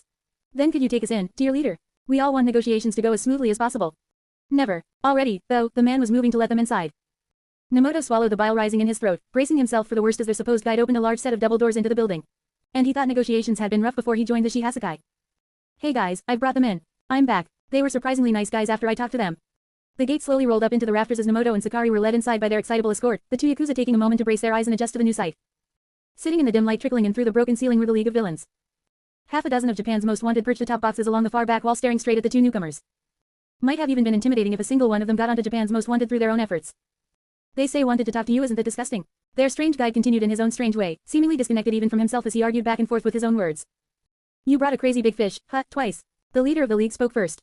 The furthest back among the group, the young Shigaraki had been inspecting them the moment they walked through the door. Big fish. Ironic. Nemoto stepped forward while Sakari stepped back, getting into their roles with practiced ease, but even as they moved neither let their professionalism or guard slip for a moment. League of Villains. What? Already, the other side was showing the signs of unkempt order. Multiple members were confused, there was clearly a backdrop of murmuring, and one subordinate even dared to speak out against the presence and plans of their leader. Are these guys famous? It's not about who they are, Magna. The leader didn't bat an eye at such insubordination, still keeping his eyes trained on the two newcomers before him while gently explaining the situation to the clearly more stupid of his posse. It's about who they represent, one of the oldest factions in the villain game. The league's attention focused on the two at that moment, all of the league finally coming together to properly try and assess their guests. Representatives of the Shihasaikai, the number 2 villain organization in Japan. Nemoto stood tall, arms crossed neatly behind him with a raised chest, the air of professionalism from his lawyer days still strong. Behind him, Sakari was a hunched figure, a large bottle of booze resting in his hands, but his scrunched posture couldn't hide the scars and muscles tense like an animal, ready to explode at any moment. They're what you'd call Yakuza. Real Yakuza, in this day and age. The number 2 villain organization. A small stir among the villains as they began to go beyond just looking at the two true villains in their midst. Small mental notes, comparisons, false impressions Nemoto was used to them all. Oh, so they're the number 2 of all organized crime. The one called Magna spoke again, earning a small laugh from Sakari as he clearly put it together wrong. Nemoto would have silenced him, but once again, the sentiment was shared between them. Worse, this Magna person thought he was right and was being honest. A truth, but a truth of misconceptions and idiocy. Oh my, I've never seen anything quite like them. They smell dangerous Tilda. Organized crime. A schoolgirl spoke up now, blankly staring up at the rest of the members. Seriously, a schoolgirl. It seemed the league was even more desperate for members than first predicted. How are they different from us? Alright, let me tell you. The member right above the schoolgirl, presumably compressed by their intel, chimed in with quite the chipper tone. In the past, there were lots of scary groups that ran the underworld. PFF. Nemoto's mouth hung agape while Sakari barely hid his laughter, clutching his stomach and turning away ever so slightly. In all his years, in all his days, in all his missions. What the fuck was happening? But after heroes started thriving, they were unmasked and disbanded. The League of Villains all focused on Compress, as if he was speaking some revolutionary new information, but everything he was saying should have been common sense to everyone in the room. Quote. Sakari. Nemoto was so close to losing it. An hour-long hike from the bus stop, a trek up a mountain in the middle of the night, the world's worst security, and now nobody even knew who they were or what they were meeting for. This was worse than the cases he ran back in court. Are we being punked? Worse. Hey, I'm pretty sure these guys are the real deal. Sakari managed to speak through his snickers, bringing himself under control as Compress's explanation brought itself to a close. And after All Might stepped onto the scene, that era was over. The survivors who hadn't been caught became designated villain groups. Compress spoke with a wave of his hand, gesturing to the two guests before them. In other words, they were treated like villain reserves. Just scraping by to make a living under the watch of the police. The air around the two Yakuza had frozen as they stared at Compress, Nemoto's once slack jaw now tight with rage while Sakari's laughter had given way to an eerie silence. Frankly, they're obsolete and should be a protected species. What was worse than the demeaning words was the honesty in every word. No one could lie before Nemoto's quirk, so these idiots must have believed every word they'd been saying. Protected species. Nemoto was, needless to say, beyond offended. Sakari was silent behind Nemoto, but still ever present in the corner of Nemoto's vision. Nemoto made no movement towards his partner, only a small hand sign behind his back. A simple flick of the thumb, like popping the cork on a bottle. So, why have you little Yakuza boys come all this way to see us, Magna ran his mouth again, unable to read the Yakuza's moods be it their masks or his own ignorance. Are you also on a high because of All Might's retirement? Oh, the loss of All Might. Nemoto, while offended, could see the appeal in what the League was doing. By deliberately downplaying the Shihasaikai, they seemed larger and more powerful by comparison. In addition, and I suppose that's why your leader isn't here. Shigaraki's voice was calmer than expected at the end of Nemoto's statements, tilting his head. While he had misread the Shihasaikai, it was clear his opinion was still adjusting even now. It'd be wise for him to do the same. You have no intention of joining our ranks. Nemoto stood back for a moment, exiting lawyer mode to switch to business. Lost cause it may have been. Correct. Our master has many matters that he has to attend to, and so, he has sent us to represent himself and the clan in his place. Shigaraki stopped him for a moment, glancing up at the League's doorman and guard dog to address the raised problem. Twice, don't bring people before checking their intent. While Twice stepped behind the two Yakuza for protection, Nemoto carried on with the sales pitch. The Shihasaikai has many things in motion, but before things can move, money must be acquired. While the criminal world still sees us as some obsolete small-time Yakuza, they will not invest in us. So we are forced to invest in ourselves, build up gradually, but as you know. Nemoto took another step forward as he moved in for the kill, matching gazes with Shigaraki as he laid out the basics so simply that everyone could understand it. Now is no longer the time for small motions in the shadows. Your recognition in the crime world is a powerful spark, but if you do not do something with it, the winds of change and the sands of time will blow it out. With no resources to burn, the spark cannot create the fire you seek. But under the Shihasaikai, Nemoto's finger turned into an open hand, an offering from the highest clan of crime to these remnants of a once mighty villain. Join us. We will use you to your full potential, turn you into a fire that the world can't sit by and watch burn out as we become the stars of this show. Shigaraki stared at him, sitting back politely to let him finish. He nodded, thinking it over and exchanging silent words with his other leaders, conversations carried out with just the eyes. Shigaraki turned his attention back to Nemoto, clearly thinking it over. Go home. Tisk. Nemoto would have cursed them for their short-sightedness, but his ramblings were dashed by a sudden burst of action, ruining his perfect villainy. The villain that had spoken down to the duo before, Magna, leapt to his feet. Grabbing a large piece of metal, he jumped off the shipping container he perched atop, almost diving for Nemoto to crush him with one swing. Sorry, Yakuza boy, but we didn't come together to be under someone. A strange blue energy wrapped around Nemoto's body, throwing him into confusion one moment and throwing him forward the next, pulling him suddenly off his feet and into the path of the charging mange. I met up with my friend the other day. Magna spoke strongly as she rushed forward, unwrapping her massive magnet with quick movements to get a cleaner kill on this loudmouthed asshole. She's reserved and shy, but she's someone who is still my friend even knowing my past. As Magna moved forward, Sakari cleaned out the last of the sake bottle he brought. Sakari had hung back for a moment while Nemoto was pulled forward to check the scene, and after using the loudmouth for bait, he had a good enough assessment on what was happening. Now he'd move. She told me, those who are bound by the chains of common sense laugh at those who aren't. Kenny, you're not bound by common sense. I don't have the courage to break away from it like you. Magna continued to cover the distance between herself and the loudmouthed Yakuza, using her quirk magnetism to pull him off balance and into her reach, all set up for her one massive attack. Sakari pushed the bottle away from his lips, scratching his head with the empty bottle and giving a long sigh. With his long sigh out, his quirk activated, releasing an invisible toxin into the air in front of him, steadily pushing its way through the warehouse with his every breath. I'm here because I don't want to be bound by anything. Magna's impassioned speech reached its height right as she closed in on the kill. She drove her foot into the ground, putting all her weight behind her magnet for one murder stroke, a single powerful thrust to crush this Yakuza's fat mouth. She pushed off the ground, driving her body forward, muscles pounding and vertigo building. We will decide where we. Magna was barely aware as the toxin crept in until the last moment. A small internal realization that something was wrong, without a real idea of what until her the world in front of her blurred. Her legs felt like lead and jelly at the same time, suddenly shifting her body weight to try and stay balanced. Her crushing force turned sideways as Magna struggled to even stay standing, battling her own momentum in a vain effort to keep on her feet. Sakari swept Nemoto's feet out from under him as he moved in, grabbing the lawyer by the arm and tossing him aside to do his part of the mission. Sakari stepped straight into the stumbling Magna, taking advantage of her off-balance to sway past her massive magnet with erratic drunken steps. Both sides stumbled towards each other, Magna with her metal batting ram and Sakari with his empty bottle. Magna spun around, pushing through whatever was happening to twist her body and club the smaller Yakuza she'd barely noticed upside the head. Sakari looked up at her massive figure, flipping his bottle to hold it like a club, then walked into her.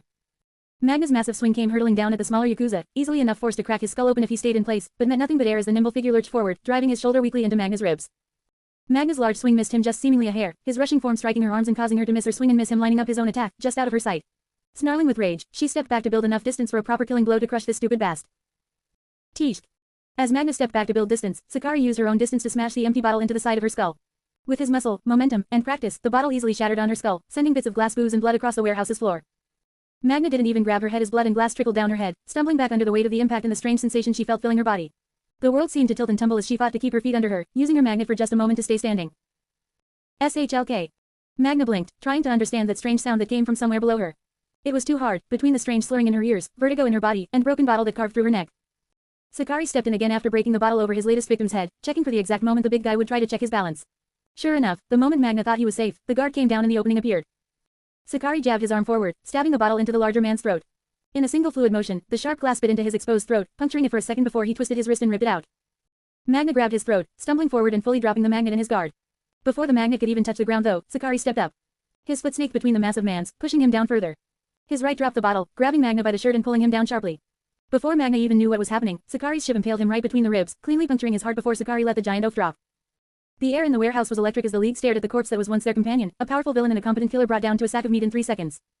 Sakari took a stumbling step back away from his latest victim, his foot swinging wide to catch the broken bottle he tossed. His sidekick caught the bottle just before it could hit the ground, sending it back into the air and into his waiting free hand. Putting it next to his ear, Sakari could still hear a little sloshing inside. Hey, there's a little left. Big sis Magna. The League's eyes were wide, focused on the guy on the ground. Ow, ow, you just had to make the first move, didn't you? Nemoto had been forgotten by almost everyone, literally thrown out of the way to keep him safe. He brushed himself off as he got back to his feet, moving behind Sakari before seeing what he was doing. Sakari, no. Sakari drank the mix of blood and sake with heart, throwing his head far back for good chugging technique. He finished the blood wine in 3 long gulps, then tossed the rest of the bottle to the ground while clapping. Damn, goddamn, that's some gourmet shit. While Sakari drank, another of the Leaguers moved, this time with much more speed. Jumping from atop the crates again, this time Compress approached suddenly, leaping towards the seemingly defenseless villain with arm outstretched. Wait, Compress. Shigaraki knew what was coming, but he was helpless to reach out and stop his agile teammate from rushing forward because of his quirk. He could only shout in protest as his thoughts came together too late, crying out a warning to a villain who couldn't be stopped as he leapt forward for vengeance. This guy's trouble, I'll seal him with Compress. Mr. Compress kept his eyes trained on the killer of the two, using his acrobatics to close the distance much faster than Magna could. If he could capture the bodyguard Yakuza, the other one would be easy pickings for the rest of the League. Get the speaker, quickly. Mr. Compress seemed to appear in front of Sakari in a moment to the League, but Sakari never even took his eyes off the circus performer for a second. Mr. Compress moved with his arm outstretched, clearly putting emphasis on his quirk.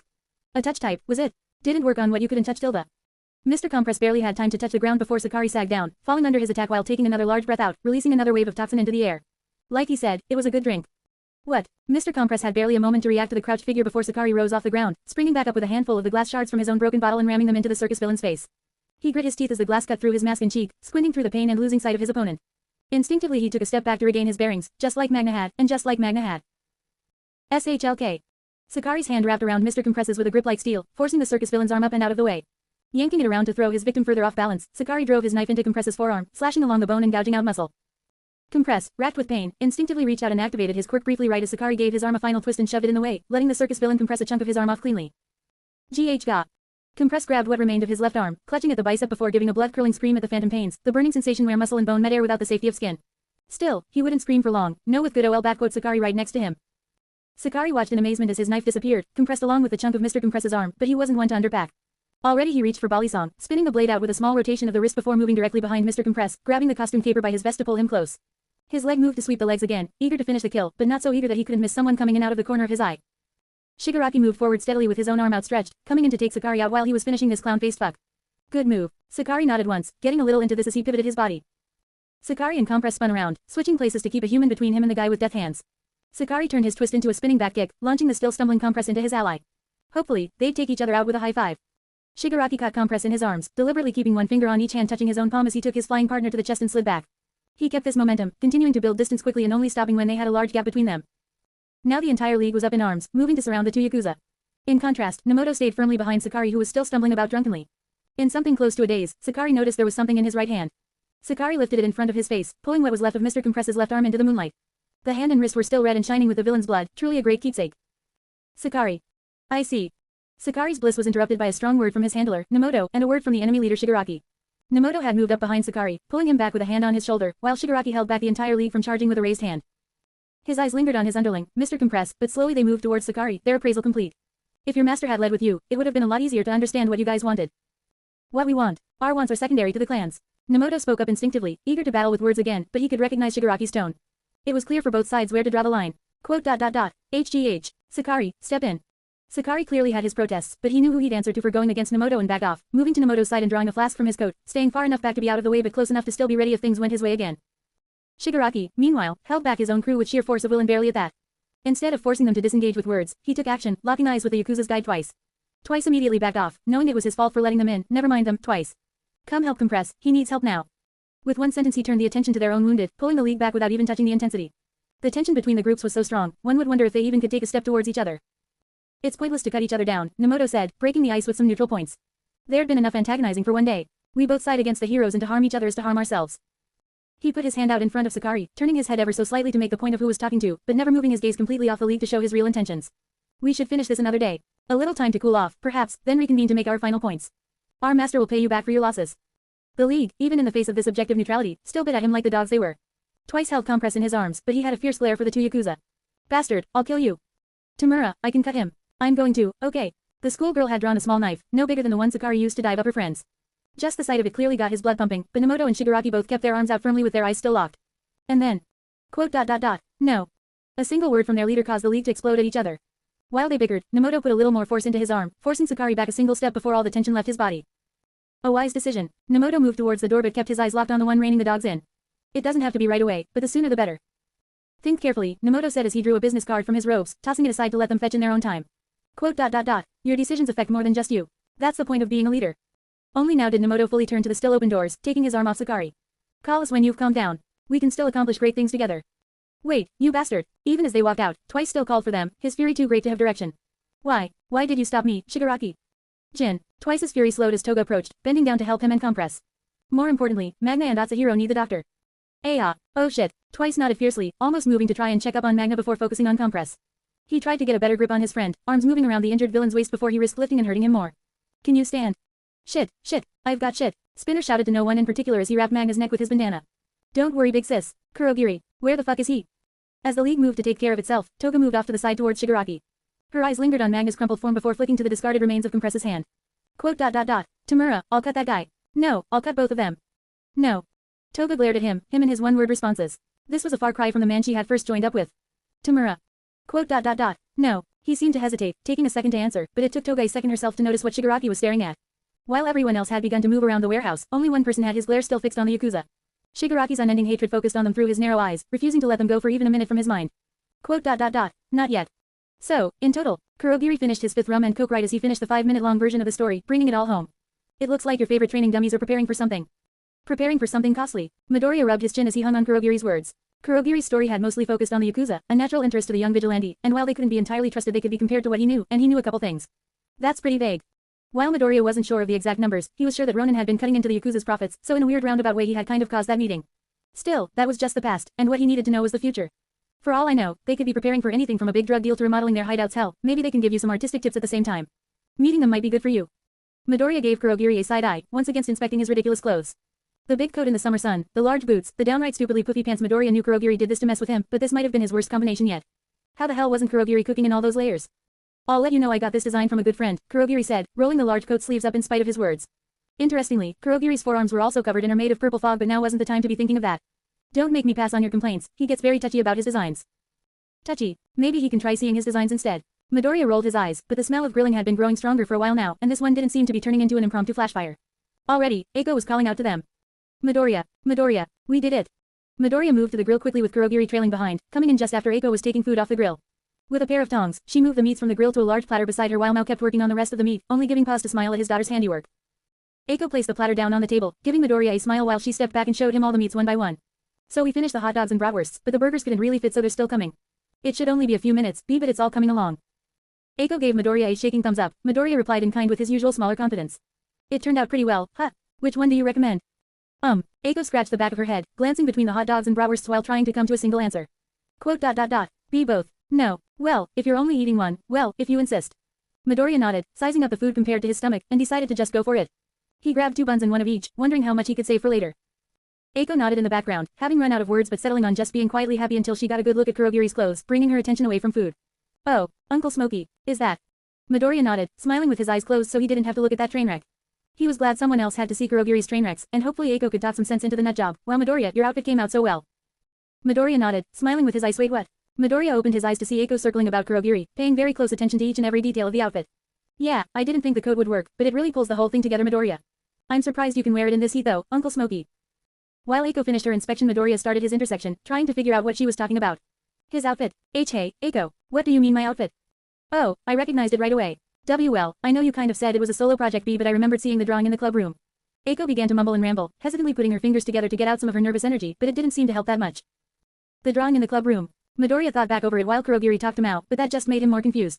Nobody ever went to the club room but him and Eiko, so if she saw a drawing there it had to be his. But that was the thing, he never drew anymore. He drew a little for his hero notebooks back in the day, but those hadn't been any good drawings and they certainly hadn't been about fashion disaster pieces like the mess Kurogiri was stuck in. Even now Kurogiri was deliberately making his outfit worse, talking to Mao who had brought out his motorcycle helmet. What was next? A tutu to bring it all together. Maybe some velvet gloves, or a clown nose next. No, the clown nose might actually be fitting. Eiko, you saw that in the club room. Midoriya shook his head as Kurogiri took the helmet from Mao and tried to fit his head into it, instead focusing on Eiko to hopefully get some closure on where this mess started. Was it in our textbooks or something? Quote. Midoriya, isn't that the thing you've got drawn in your journal? The one with the belt we're making? Midoriya laughed, shaking his head as he realized what she thought she saw. She was remembering the time she saw his most recent hero journal, though to still call it a hero journal was a stretch as it kind of lost the hero. Oh, no, that's not what Uncle Smokey's wearing. That was. Midoriya stopped dead as he stared dead ahead, his brain suddenly going into overclock mode. The massive boots. The baggy pants tucked into the boots. The strangely big coat, despite the summer heat. The umbrella on his hip, tucked into his waistband for seemingly no reason. And, to bring it all together, the item Kurogiri was getting from Mao as they spoke. Midoriya spun on his heel as Kurogiri took Mao's motorcycle helmet and plopped it onto his head, adjusting only a moment before reaching down to his hip to grab the umbrella there. Confidently, he sauntered up and down the Voorhees back patio, locking eyes with Midoriya in his nearly perfect knockoff of Ronin's outfit. Midoriya made some marvelous faces that day as he stared at Kurogiri's late snow, their latest fashion disaster piece, slowly sinking against the table before grabbing his head with his hands. Midoriya, are you alright? Eiko nearly jumped out of her skin as Midoriya fell down, glancing around. Water. No, I'm fine. It's just. Midoriya took a second to breathe before taking a final look at Kurogiri teleporting around the Voorhees backyard, swinging his umbrella wildly like a massive tool. So that was what it looked like. I've made a huge mistake. Chapter and notes. Yo, said the chapter would go up tonight, so trying to keep this quick. Sorry if anything needs editing, I'm on a tight time crunch. Things that happen. Nemoto and Sakari are 2 of the 8 bullets, more commonly known as Confession and that one drunk guy Mirio 1 shots. I really like Sakari and his quirk, so I tried showing how dangerous it could be in a fight. Other small stuff, I'm buffing the Shihasaikai as shown here, and I'm going to be buffing the League of Vandals eventually, as hopefully hinted at some small changes compared to the OG episode. For anyone wanting a comparison, the OG episode is Season 4 Episode 2, specifically the first half. Hope this helps. Other stuff, tried some stuff with Nemoto's action poses. Usually when a character is doing something during their monologues it's big and flash, but Nemoto Confession isn't that type of guy, so I just had him doing Phoenix Wright stuff. That's a lot of stuff, but it's late and my brain cells already clocked off, so my body's going all Eye of the Tiger and we're seeing where it takes us. Had a blast writing this.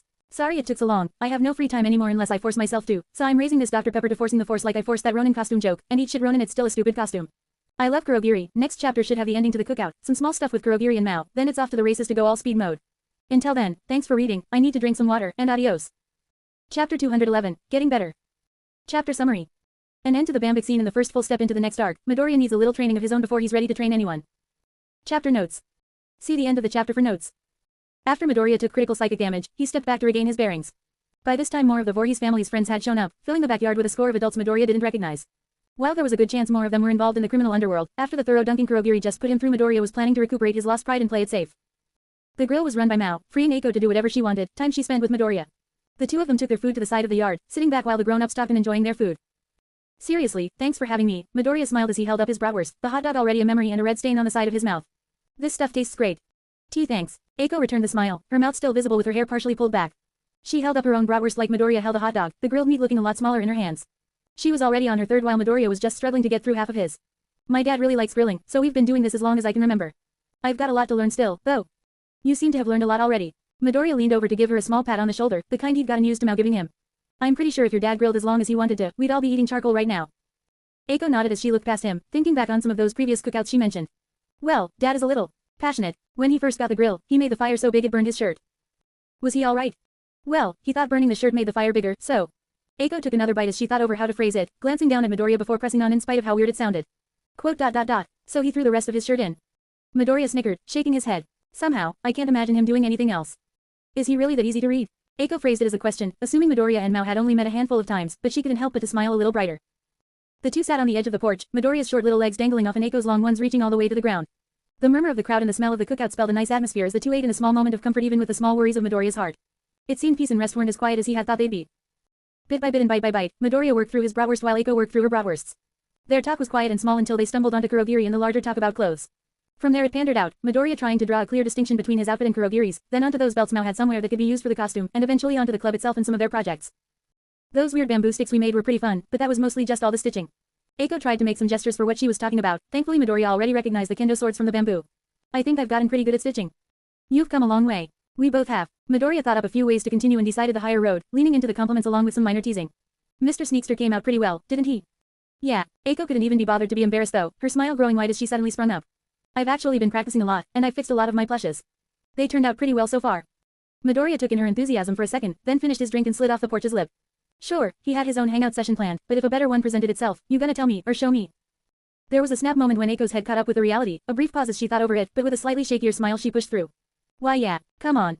Once inside, the duo spent almost the entire rest of the day inside the Voorhees' home. While a good while was spent inside Eiko's room going over her plushes, the topic soon shifted to her other sewing projects like her coats. Eiko had used to wear 5 or 6 layers every day back when her blood circulation was bad, but with a few visits to the hospital she had halved it to 2 or 3. That still left her with plenty of clothes, even if she didn't get to wear as many at a time. And the topics kept shifting from there. From club projects to the club itself, and on to the schoolwork. Eiko had been doing her best to stay on top of her schoolwork and actually turn things in, more than most their classmates, but Midoriya felt it was his responsibility to make sure his friend did a little more than just pass school. And with Eiko having a few questions over her work. Japanese history sure is messy. Eiko and Midoriya sat on their phones at the dinner table, long after the cookout outside had ended.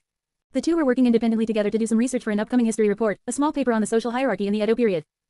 Eiko was skimming through most of the prehistory history, or the stuff before the stuff they actually wanted to know about.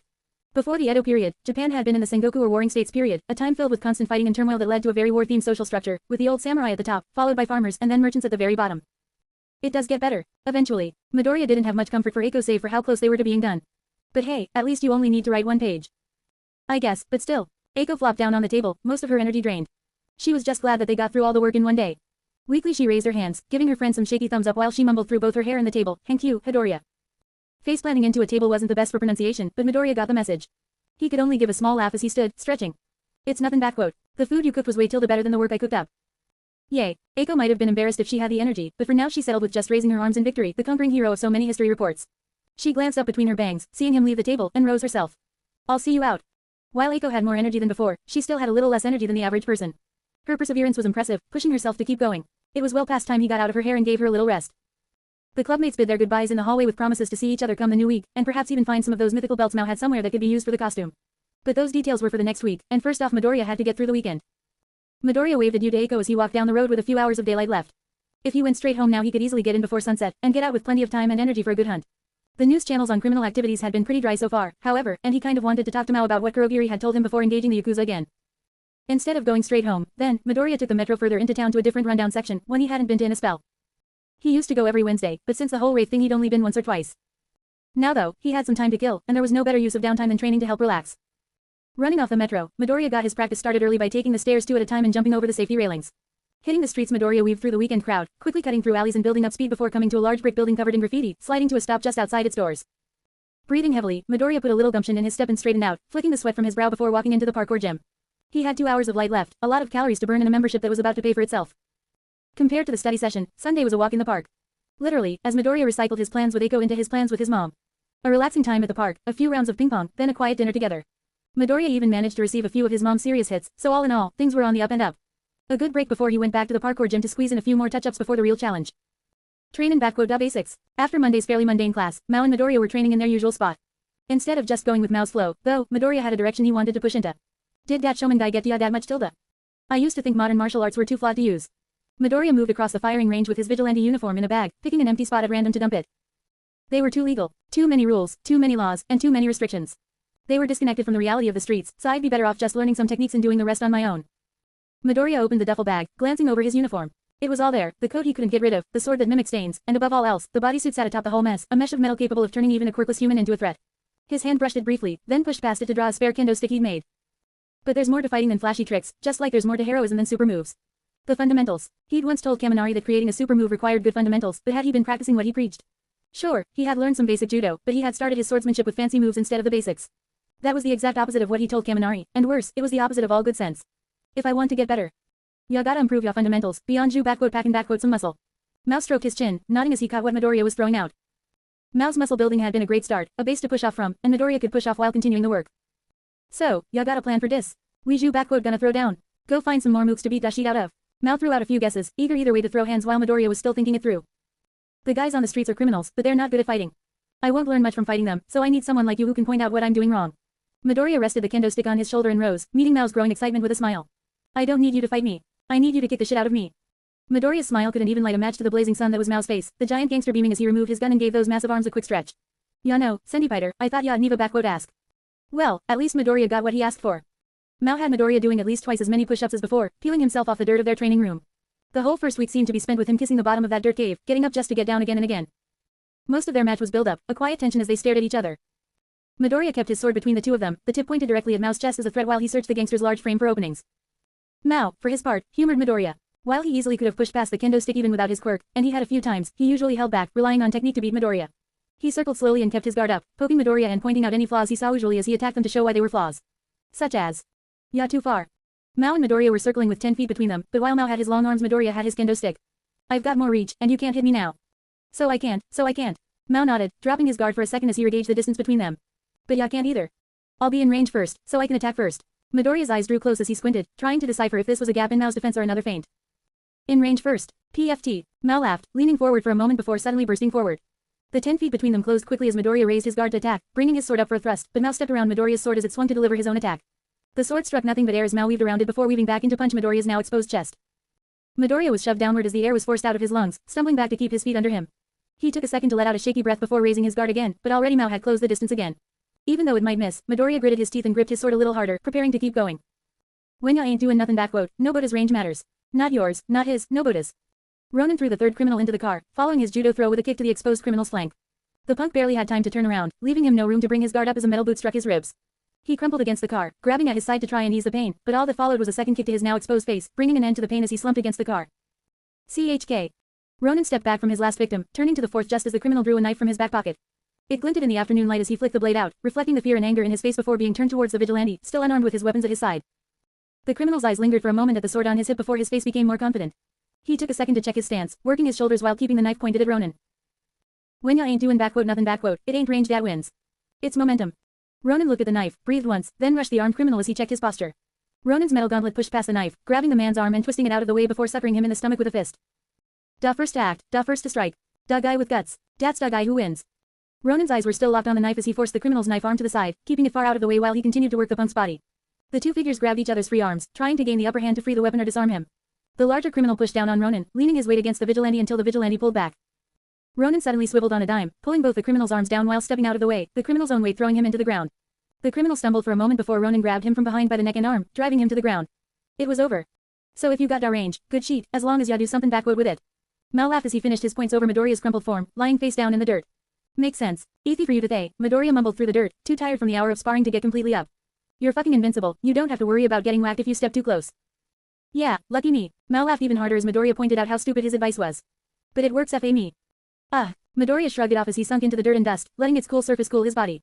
While Mao was happy to kick Midoriya's ass, their fighting styles were so distinct Midoriya wasn't sure he could actually use most of the advice Mao gave him.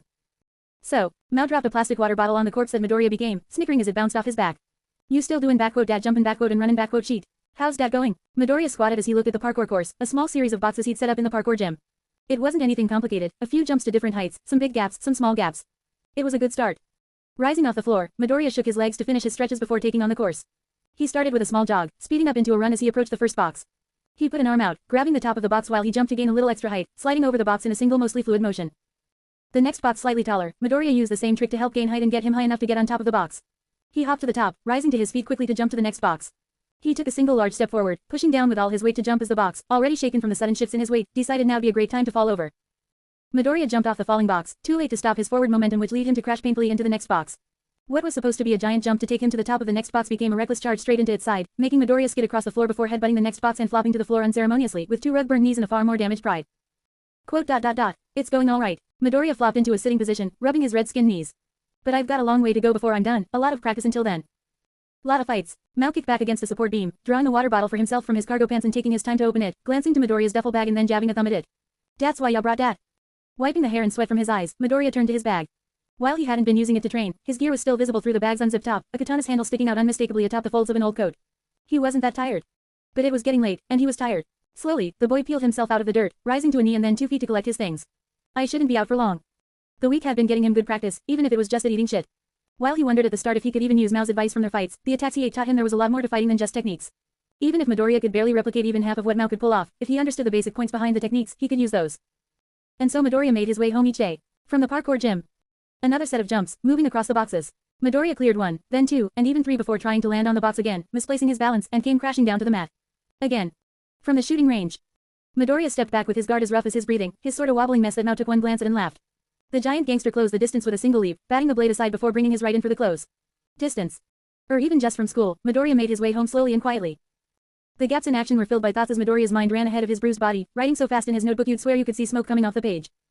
Retracing his steps back home every day he retraced his actions, playing it back to tear it all apart before building it back up again. Sure, he didn't always learn things the first time. The first box, cleared. The second box, cleared. The third box, cleared. With his pace set Midoriya bent his legs, moving to hop onto the fourth again. Midoriya sidestepped Mao's offensive, swinging at the gangster's fleeting form but catching only air. Mao spun as he moved around Midoriya, throwing out a high leg Midoriya weaved under, moving back. He stepped out from the gangster's reach, making small corrections to his stance as he went. He looked over himself, confident in his posture, then raised his eyes as Mao already closed the distance with his fist raised. Bam. Or the second time, or the third time, or even the fourth alright, maybe he was kind of bad at this. Midoriya pushed himself off the mat for what must have been the 20th time that day, shoving the jumping blocks he tried using aside in annoyance before clambering to his feet. These blocks, these stupid padded pieces of trash, they were so annoying for parkour. Real parkour was on real solid surfaces like buildings or rails or whatever. Not this lightweight flippy junk that fell over the second you put your feet on it. In annoyance Midoriya stepped up, kicking the annoying trash hard into a wall and was only mildly surprised when it rebounded straight toward his face. At this point he didn't even bother trying to dodge, closing his eyes in solemn acceptance as the block flew towards his head. Hit after hit after hit Midoriya and Mao went, more like a broken record than a sparrer training. The two of them pressed close, legs locked in place as they threw out attack after attack. Midoriya's sword swings were getting tighter and faster, they had to. Mao was using both hands to punch straight through Midoriya's attacks, moving much faster than Midoriya could ever be expected to. The main man had 2 hands, and Midoriya only had 1 sword. There was no way he could keep up, and so, little by little Midoriya lost ground before taking the big step back. Midoriya moved back as he pushed Mao's arm aside, trying to buy a second before the next attack to regain his stamina, but already the main man was moving in for another body shot. Distance. Even if he was bad at this though, like Bakugo and the bruises on his body always said he was, that didn't mean he'd give up. Midoriya didn't sidestep as the block flew towards him, spreading his arms out to catch it. The soft foam body of the block squished as his arms wrapped around it, giving him easy purchase despite the block's large size. He didn't even need to step back or adjust his stance, the block was so light. Holding the block in his arms, Midoriya turned over its function in his mind while turning over its form in his hands. The box was big, 3 feet in any given direction, but while it was big it wasn't particularly heavy for its size. That lightness was his problem. While Midoriya wasn't even big or heavy for his age, the sudden weight on top of the box keeps knocking it over. So if I spread my weight better, maybe a little more slowly. Midoriya's mumbles gave way as his mouth closed into a small smile, placing the block back down in front of him, giving it the once over before jumping onto it, settling for landing on the thing instead of trying to jump off it. Midoriya kept moving back as Mao kept moving in, his eyes locked on Mao's incoming hand. To control the distance wasn't just to keep attacking, especially not with all his attacks getting smacked aside like Mao was. But he couldn't just do nothing either and accept the incoming fist, so he kept moving. The pace of Mao's attacks dropped as he prepared that body shot, one arm much easier to match than two. Midoriya's sword was whacked away time and time again by Mao's mighty flurry of punches, but he continued to rail against it even as he retreated. Mao stepped in suddenly still, moving in one fluid motion after his flurry with that hook coming in hot. His sudden acceleration put him right next to Midoriya as they both moved in one direction, so Midoriya decided to mix things up. One moment Midoriya was in front of Mao, stepping onto his back foot once again, then the next he too stepped in, shoving his shoulder into Mao's stomach. Mao's gut check flew past Midoriya's small form as that small form slammed into Mao's gut, pushing the giant gangster back for a single step. So he didn't always win. So he got knocked down. Jumping onto the box was easy. Pushing off the ground, lifting his legs high, moving over the box, and putting his feet down child's play. Staying on top of it though. Staying standing even without trying to jump off it, though. That was a whole different ballgame, and it seemed sports was another thing Midoriya was bad at. Midoriya landed on the box, sure, he put both feet down, but as he spread his arms out he could already feel the box tipping. Midoriya stayed put, trying to steady it out and spread his weight across the box instead of at one point, but the box toppled anyways, sending him downward once again. With his shoulder buried in Mao's chest, Midoriya was so close he couldn't attack the big man at all. He had effectively trapped himself in Mao's range. Mao wasted no time, grabbing Midoriya by his shirt and pulling the lightweight off of him, throwing him across the dirt. He went pretty far. But this time, he didn't just fall. Midoriya landed on the ground with a roll, safely spreading out the force and rising back up much faster than he had before. He planted his feet as he took his next breath, turning around to keep going. It didn't matter if he was going to keep practicing jumping on a box that was as fickle and steady as the wind or a mountain of a man with twice his reach, he'd keep getting up and he'd keep going. Because that was how you improve. Not giving up, by getting up over and over while moving forward. Even if he was moving forward to try jumping on a parkour hurdle or to face down a guy who could toss him around like a ball, he'd keep getting up and getting over himself. Because that was you got better. Chapter end notes. Yo, amigos. Just when I thought juggling 2 scenes was hard, I decided it'd be funny to try 3. Think these 3 combined a lot better than last time, either that or that thing called Prochtis is finally working. While I was definitely having some fun with Kurogiri last time, the meeting revisions were a lot easier than I thought they'd be. I'm on record for hating rewriting canon scenes, but I got a new appreciation for it as I tried to rework the scene to better fit my story and reality in general. It was fun trying to put my own spin on it, but that's all stuff I forgot to put in the notes last time. This is this time, and as our good friend Midoriya points out, you don't get far by just getting up. Time to get going. Big shout out to Magikarp_God for an old comment way back on chapter 48, pointing out a small problem that I've had for a while and that got pseudo-addressed as time went on, Midoriya's training. While Midoriya did learn a few specific attacks, he never properly learned the basics as a base for everything else, only learning through fighting and by making gradual improvements. While this current chapter shows the same thing, I wanted Midoriya to take learning the basics into his own hands the best way according to anime, fighting an opponent way out of his league, failing, then trying to analyze where he failed. This is also a great step in before the hero permit training arc that Midoriya, foolish fool he was, agreed to help with. Before he can help anyone else he's got to help himself, and we're going straight through it to tackle the issues head on. Midoriya's a far way from being done, but every day's another step forward. So with my thoughts wrapped up, want to thank Ebony_bird_of_doom once again for editing it, myself for putting down the Dr. Pepper and getting my lazy butt in gear to write, and most of all you for reading. I hope to see you all next time, but either way, have a good time. Adios amigos.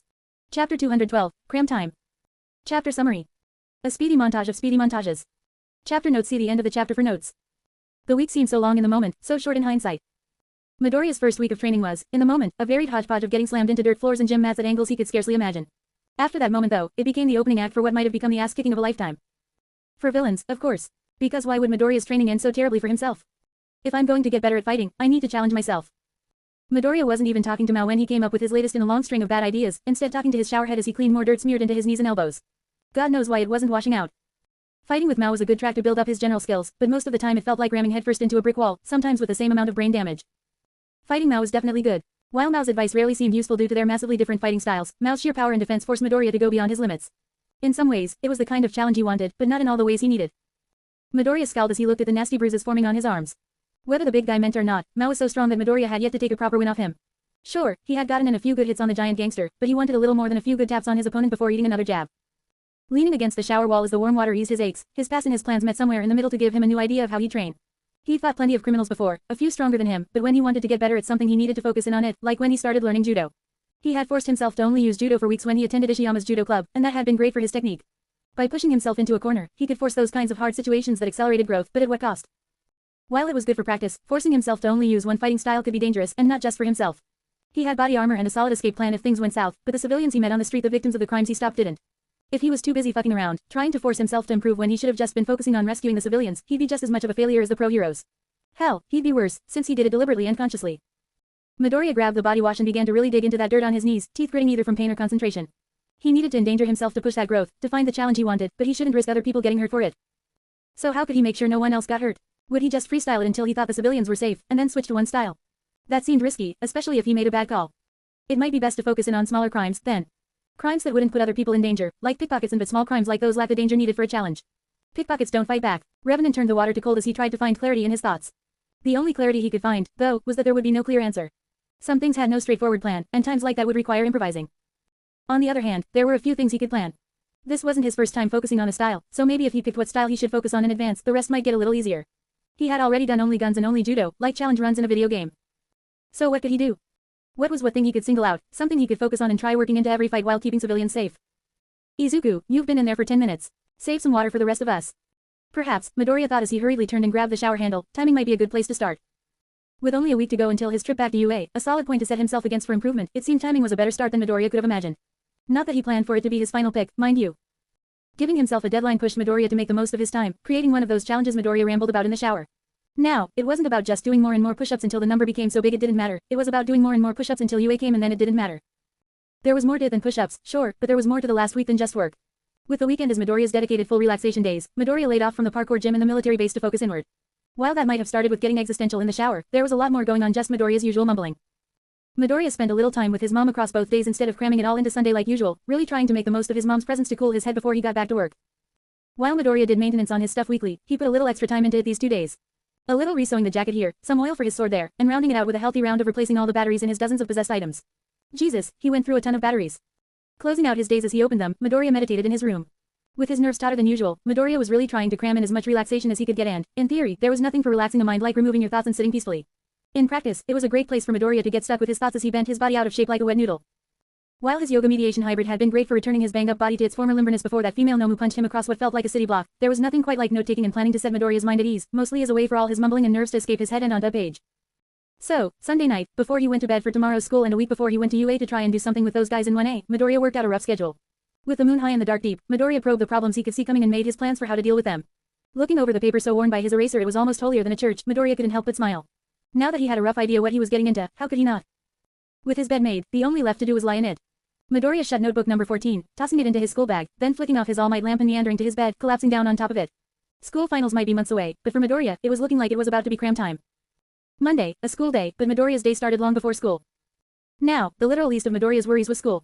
It was so far down his list Midoriya only remembered he should tell the school he wouldn't be there next Monday when he wrote everything out Sunday night, which was kind of important. Didn't want the school asking his mom where he was, that'd be a stupid way to reveal his identity if the school even bothered. Other than letting his homeroom teacher know he would be gone for a day, school was as empty and free as always, the reason he came here in the first place. He could spend time with Eiko, and he did, but there was something else he could do with his time.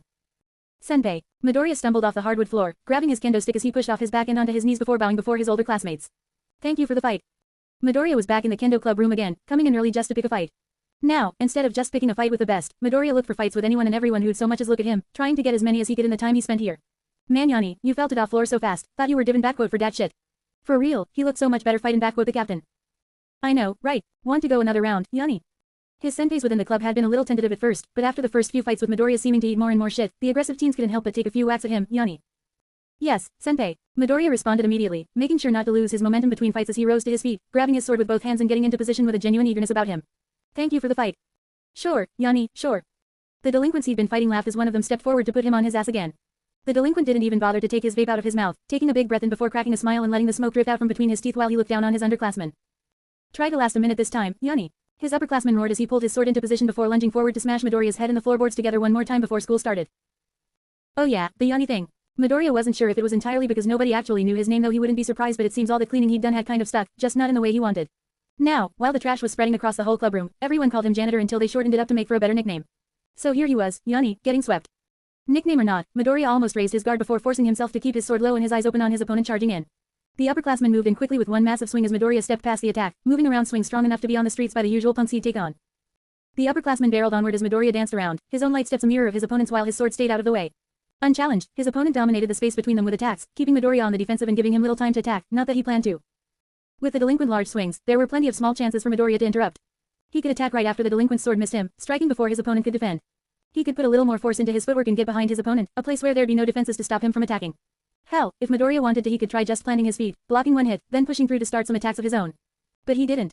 Midoriya kept on sweeping across the room step by step, inching around his opponent with small moves while his opponent continued advancing, chopping through air and Midoriya's escape options with every swing. It was like slow motion to Midoriya's eyes, a quick game of cat and mouse. Every swing pushed Midoriya back as he dodged, moving out of the way of the sword and into a new position to work with. While Midoriya usually tried to block other swords with his own like some kind of swordsman or something nuts like that, you couldn't block most attacks on the streets. Energy attacks, bullets, hell, even mouse punches some stuff was just too big to block. That's where dodging came in, and what better way to practice than in a tiny training room with some guys who were just trying to beat the shit out of him. The room was big, bigger than any classroom in Ishiyama or Ali and Musudafu, but with the people and things inside it wasn't like Midoriya could dodge forever. Sure, he had to weave in a few attacks to make it look like he was trying, but even he couldn't run in circles forever. Sooner or later he'd back himself into a corner, or he'd trip over a piece of garbage he didn't pay attention, or like right now someone would trip him. One small kick to the back of his shin and all of Midoriya's fancy movements fell apart, turning the step that should have pushed him out of the way of the next overhead swing into a stumble that nearly knocked Midoriya over before the big hit actually landed. As soon as Midoriya could feel his balance compromised, he took one look at the sword coming for his head and dropped all the strength in his legs, collapsing under the attack before it could even properly hit him. It still hit him, the wooden blade smacking his shoulder and forcing him down even faster than he would have liked, but that just made his guise as he acted hurt all the more convincing.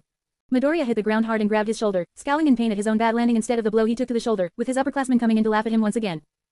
Could he have stabilized from the trip and kept going? Probably. Could he have landed better? Definitely. Still, it was all part of the disguise as Midoriya worked his shoulder on the floor, glancing up at his laughing classmates. It seemed his next step was to get better at landing, and how did you get better? You got up.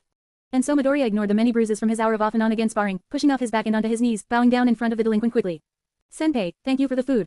Tuesday, another school day. While Midoriya's before-school workout was nothing to scoff at with all the running and getting twatted upside the head with sticks, school itself was a time for him to work that big brain that he used to get C's and B's through all of middle school and find out what he could really do. Not doing actual schoolwork, mind you. In Ishiyama High School. Heaven forbid. Midoriya had been spending his school hours working through some of the old info he copied down forever ago for the UA summer camp, the hero profiles on everyone with an exam F. He'd made the copies what seemed like another lifetime ago, when Nedzu that stupid rat tricked him into meeting Yukina that he minded, Yuki being one of the heroes he admired the most. But like his thoughts right now, he had gotten distracted at the UA summer camp and hadn't gotten the chance to properly work through the reports. Now he took his time to really try and pull apart the information in the reports while most of his classmates argued, taunted, or fought each other in the tsunami that was just another day in Ishiyama.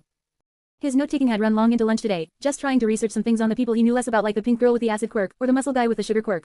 While his research wasn't anything groundbreaking, it was helpful to take a step back from the obvious things and learn a little bit more about the people he was trying to work with. Midoriya, are you feeling alright?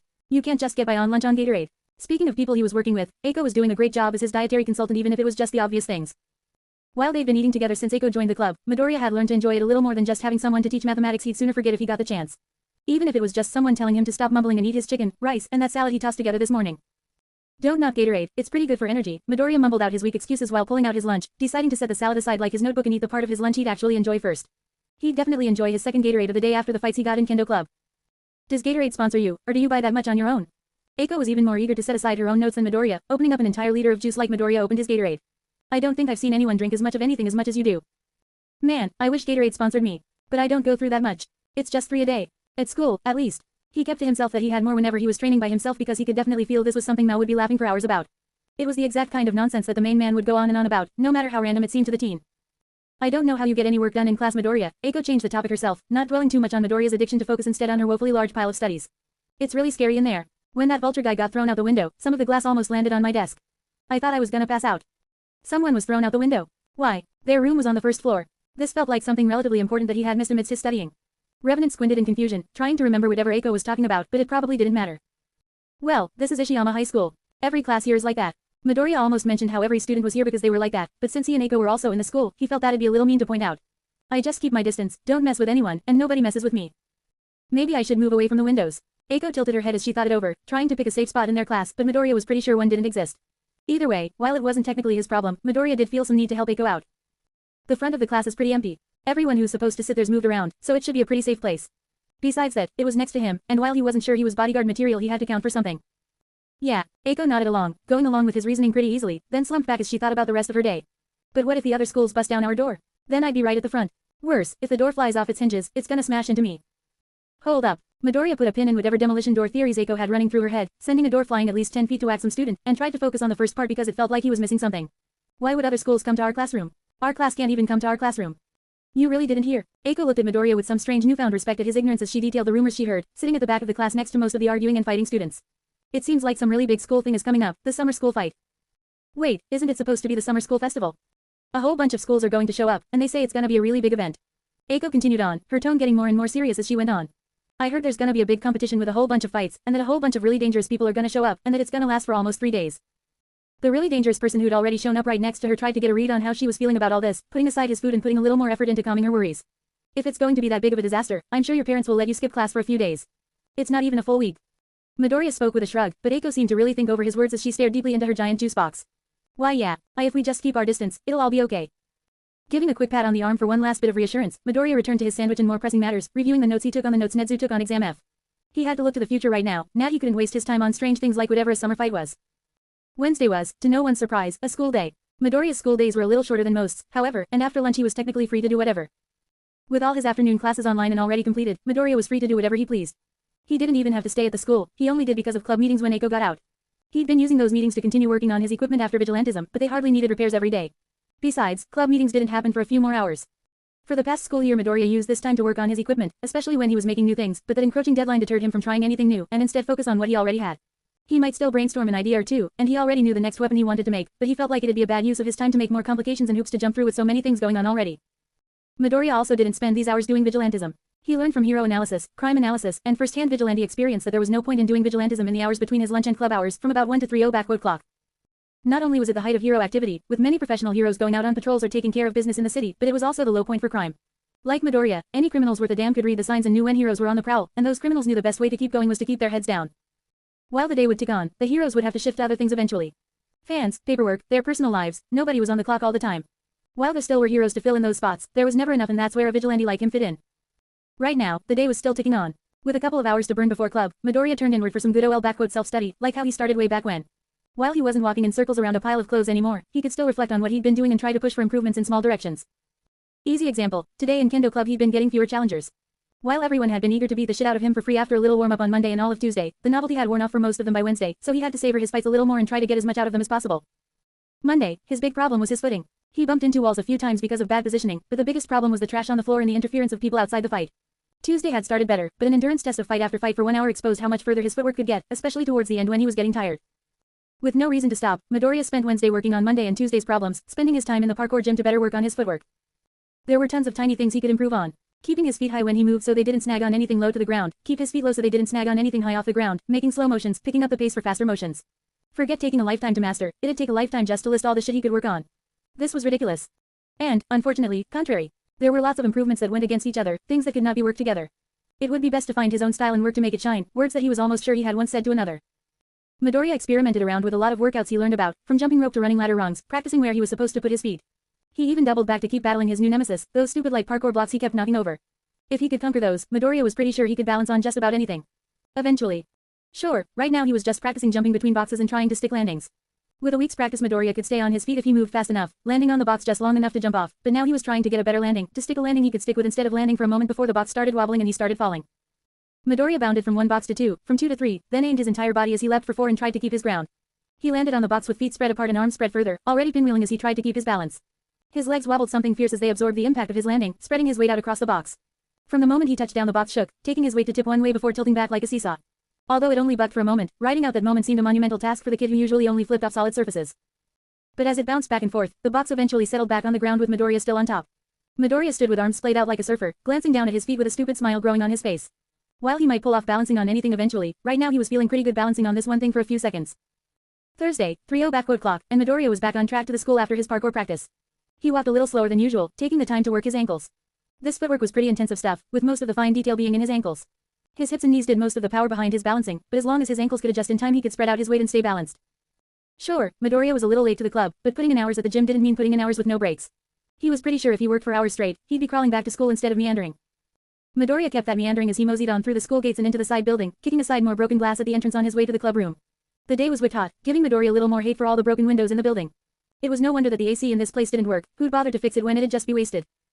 Midoriya undid his shirt an extra button as he opened the club door, coming in as the second club member to arrive. Eiko was already sitting at the table, seeming unfazed by the heat save for her unusually low layers. Her jacket rested on her chair behind her while her long sleeves weren't even rolled up, and she didn't even look like she was sweating. Midoriya, the human sweat rag opposed to his cool companion, ditched his backpack as soon as possible and slumped into a chair, grabbing his notebook to fan himself off a little bit. He'd need a minute to cool off before he could even think about building something. Eiko greeted him as he entered. He replied with as much energy as a sunburned noodle could muster while going for his water bottle. Surprise twist, it was secretly Gatorade, but he was hiding it after drinking 5 Gatorades in a day in front of Eiko and getting called out on his addiction. Oh, the confusing and befuddling twists of his machinations. After getting a little energy and pretending it was a lot, the pair got to work on their next order of business. Midoriya was doing a favor for himself, fixing the Kendo Club's already well-used sticks, and pretending it was for the sake of the club instead of more practice. Eiko, who was currently between projects, offered to help and there was no way Midoriya would turn down an extra set of hands. Most of the work was just seeing what was wrong with the sticks. Made up of bamboo strips, held together by something like leather and string, the sticks weren't exactly engineering masterpieces. Even still, Midoriya was a far cry from an engineering mastermind, otherwise he'd probably have to do less maintenance on his own costume. This heat wave really is crazy, Midoriya mumbled as he examined the knots on a kendo stick, using a small pair of scissors to poke the already broken string to see just how bad it was. With a click of his tongue he snipped the string, removing it and going for the spool to put more in. Hopefully there's some rain soon. Oh, that would be nice.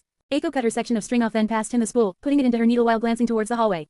But with all the broken windows the floor might slippery. Maybe we should put a mat in here. Midoriya gave a grunt of agreement, taking his eyes off his project and onto the room. While he worked inside this room for months fixing his costume, he only bothered to work on this room once at the very start. A basic cleaning to get rid of the garbage, some heat-resistant paint so he couldn't accidentally burn the building down if he tried metalworking. The hardest thing he'd ever done was probably the electrical work on the place. Since then, though, one of the lights had gone out.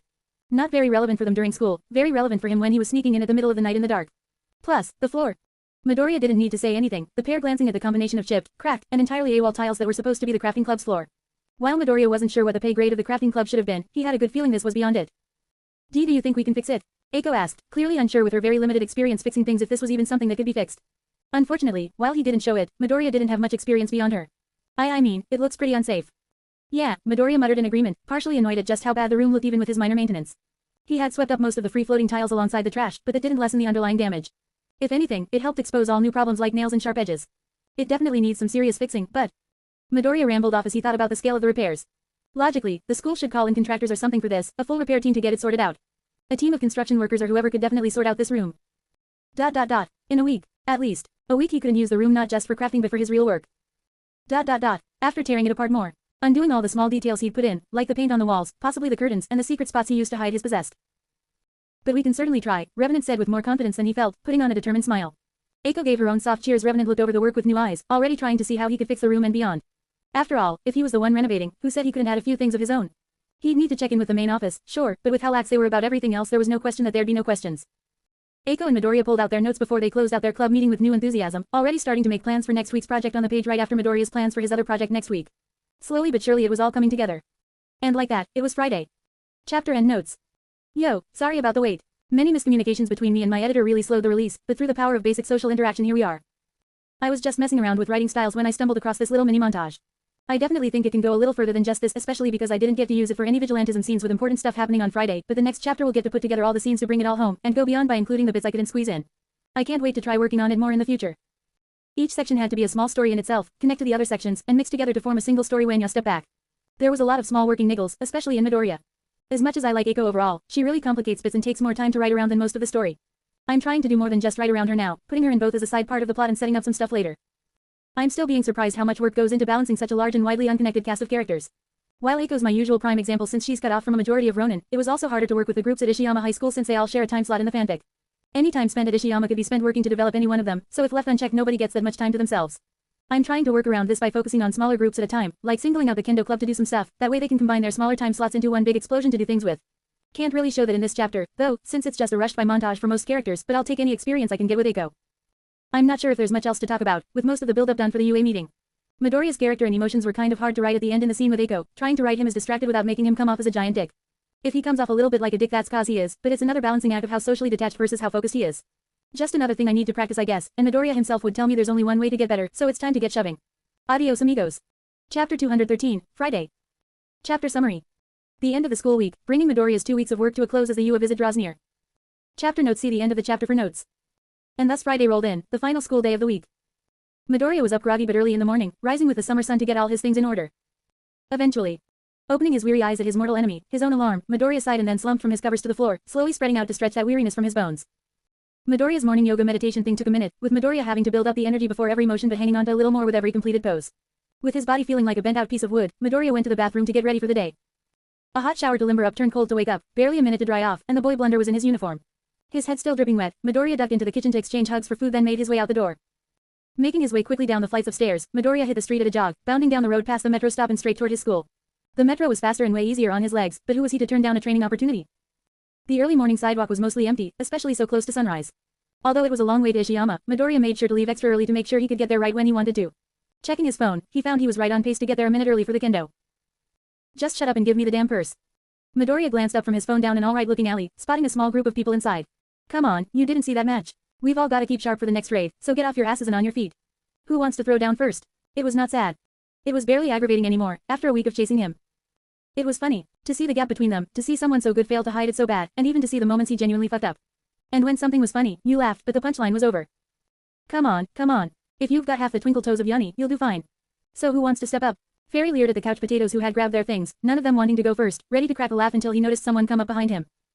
I won't need his shitty moves to beat you. Fairy glanced back at Kinky, standing tall even with her beaten ego and her sword raised high. He took a second to look over her stance before spinning on his heel to face her, sword still resting against his shoulder. Oh, ye. Oh yeah. Kinky took a big breath in, then released it alongside her thoughts as her stance turned sideways, one hand raised to stab right through that stupid newbie's face the next time she saw him.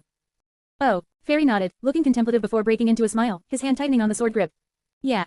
He rolled his shoulder, she bounced on her feet, then the pair crashed into each other. Midoriya made it to class with a minute to spare, not that you could tell. Half the class was still missing. Less fighting he had to go through, though. Midoriya kept his head down and didn't even spare any of his classmates a glance as he made his way towards his desk, pulling it back to where it should have been and then going off to find a clean enough chair. Eiko was already there as usual, sitting in her new seat beside his desk. She'd come in at her usual time and had fallen asleep in the time it had taken Midoriya to get here, and who was he to disturb some well-earned shut-eye? Honestly, after his morning, he wouldn't have minded a little extra rest himself. The homeroom teacher swung by, Mr. Kimmery, doing a quick roll call before shouting at the guys fighting in the back to not break anything before dipping. Honestly, Midoriya might follow his teacher's lead one day with how few things he had left to do in class, but with the finishing touches on his plans at UA ahead, he'd be daydreaming about freedom some other day. Midoriya drew out his notebooks, laying number 15 out on his desk alongside the individual papers to help hone in his research. While he had cliff notes in his latest notebook, there was no better source for info than straight from his sources while he still could. Maybe he should staple the individual papers into his notes. Midoriya texted himself to buy a stapler, then opened his phone to get some more research ideas. He'd be continuing his training with Exam F, the students he taught back in that shitty summer camp. It had been a mess even before the villains attacked, but for his side, Midoriya thought it went pretty well. Exam F was full of kids who could be good heroes someday. That red rock guy, the pink guy, the sugar muscles, and the tape guy, even as loath as he was to admit it, Bakugo had grown a lot stronger since they'd last seen each other. Of course, his standout was Kaminari, but that was a given. Even Midoriya could see he liked that guy a lot more than the other aspiring heroes. They had been working on improving their quirks, something Midoriya couldn't deny would be good for them. Just like he relied on his moves and martial arts to keep himself going in the streets, these aspiring heroes would use their quirks. So, as he needed to train and improve himself, so did they. Sure, he thought they could improve a lot more than just their quirks, but any improvement was still an improvement. So he had worked before the summer camp to learn about their quirks, to learn how they work so he could help them improve. These papers were meant to help give him a basic rundown on each of the students in Exam F, and while they'd been good, he could do far better than good. Any improvement was still an improvement, but he could go far beyond that. At the summer camp he witnessed their fighting styles personally, he had seen how they'd use the quirks the papers only described in dull terms. They were more than just numbers, just as he was more than the push-ups he had done. So, this time, he would not go in with just their quirks in mind. Revenant read through his notes, quick notes first made back at the camp after fighting them, then later filled in with the information he had remembered about them throughout the week. Their styles, both how they fought and how they lived. Training Kaminari had been far more than just drilling facts into his head, so he should expect the rest to be similar. They each had their own styles, and while he couldn't tailor everything to them, he could try to help. Hence, his new notebook, filled with new notes on Exam F and how he'd help them. The only problem was, with so many students, they each had wildly different styles. He had cheated with Kaminari and taught his own style, molding it to be better for Kaminari, but in hindsight, Midoriya could see that wasn't a great idea. He had been bugged by a few other people to teach them and, not wanting to, he had given the lame excuse that their quirk wouldn't fit well with his fighting style. It wasn't until the third time using that excuse, when talking to a pro hero he actually admired, that he realized how true his excuse was. Very few heroes used weapons like swords or spears, so a majority of his training was worthless to them. Kaminari learning swordsmanship had turned out alright, Midoriya supposed, but he had made way more progress with his lightning leg thing than he did with his sword. To try and force him to learn Midoriya's style would have been a mistake. On the flip side, that meant he had to spread out into some unconventional places to get ideas for their styles. Not all were hard though, for example, the red rock guy Eijiro Kirishima. Kirishima had a hardening quirk, fought with his fists and his guts. While a style like boxing would have been simple enough to learn in a week, Midoriya had to learn a lot more than just one new fighting style in a week, so he just picked up a few basics and then turned to a different inspiration, Mao.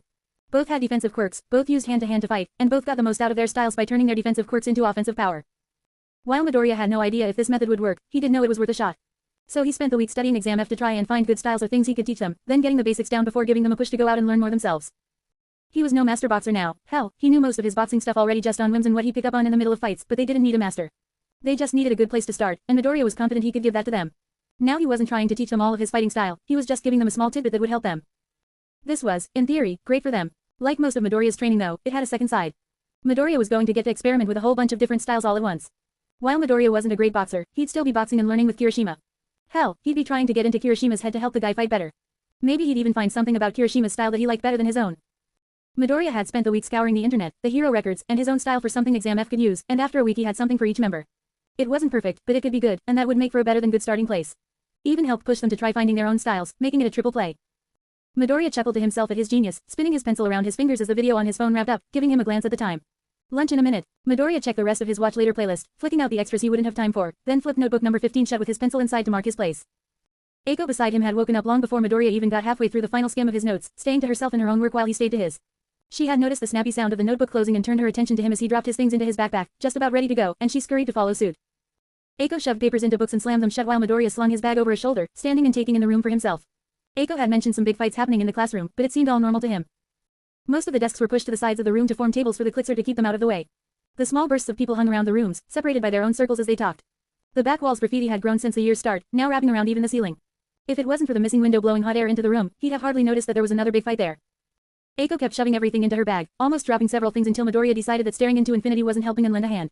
With most of the papers in the bag and only a few sticking out, the pair made their way out of the classroom and main building for their club room. It was a quick jaunt across the courtyard, but it still felt scorching with the high noon sun. The shade of the auxiliary building felt like a little piece of heaven even before they made it to their club room. The door was kept open to try and get some airflow through the stuffy club, but it'd take almost a miracle to cool the place off. A good place to start.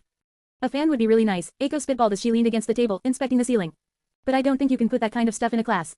Plus, it seems kind of complicated. The pair had already started trying to come up with ideas for repairing their room, but past that, they were going beyond the basics to try and brainstorm some ideas to improve the room like one of their usual build projects. Maybe a shop fan or something then. Midoriya was writing down their ideas as they went, trying to polish them as they came. For fans, Mao had some fans set up in the military base to keep their air moving underground. Mao would probably let him have one if he explained it, but he felt a sort of responsibility to handle this himself. There's the ones on sticks and the ones that are just a big fan in a box. Which one sounds better? Both. Eiko fanned herself with her papers, keeping herself down to 2 layers but the hair stayed down. Didn't seem good for staying cool, but who was he to judge? The big fan sounds nice right now, but if the other fans on a stick won't it reach higher? Yeah, you're definitely onto something. Midoriya glanced around their club room, thinking over the fan placement. We'll probably want more than one anyways, so where's a good place to put them? I think we'll find out once we get them. Eiko leaned forward with a little more confidence, speaking from personal experience. My mom has some fans like that for our garage, and she moves them around all the time. Midoriya was going to question why her dad wasn't the one who messed with them but realized, of course, he was talking to Mao. You moved fans around to keep yourself cool, but Mao and his bullshit quirk were probably fine in extreme heat. Lucky bastard. Was that why Eiko could get away with wearing so many layers? When he thought about it that way, it was both a reassuring thing that she was finally feeling the heat if it meant she was less scared, but this was an annoying blind spot for her quirk. Revenant put his thoughts away and focused back on the moment. The fans can come in at any time since we can put them over our work, but the flooring and walls. The floors come first. Flicking his gaze across the room, it was a mess and a safety hazard.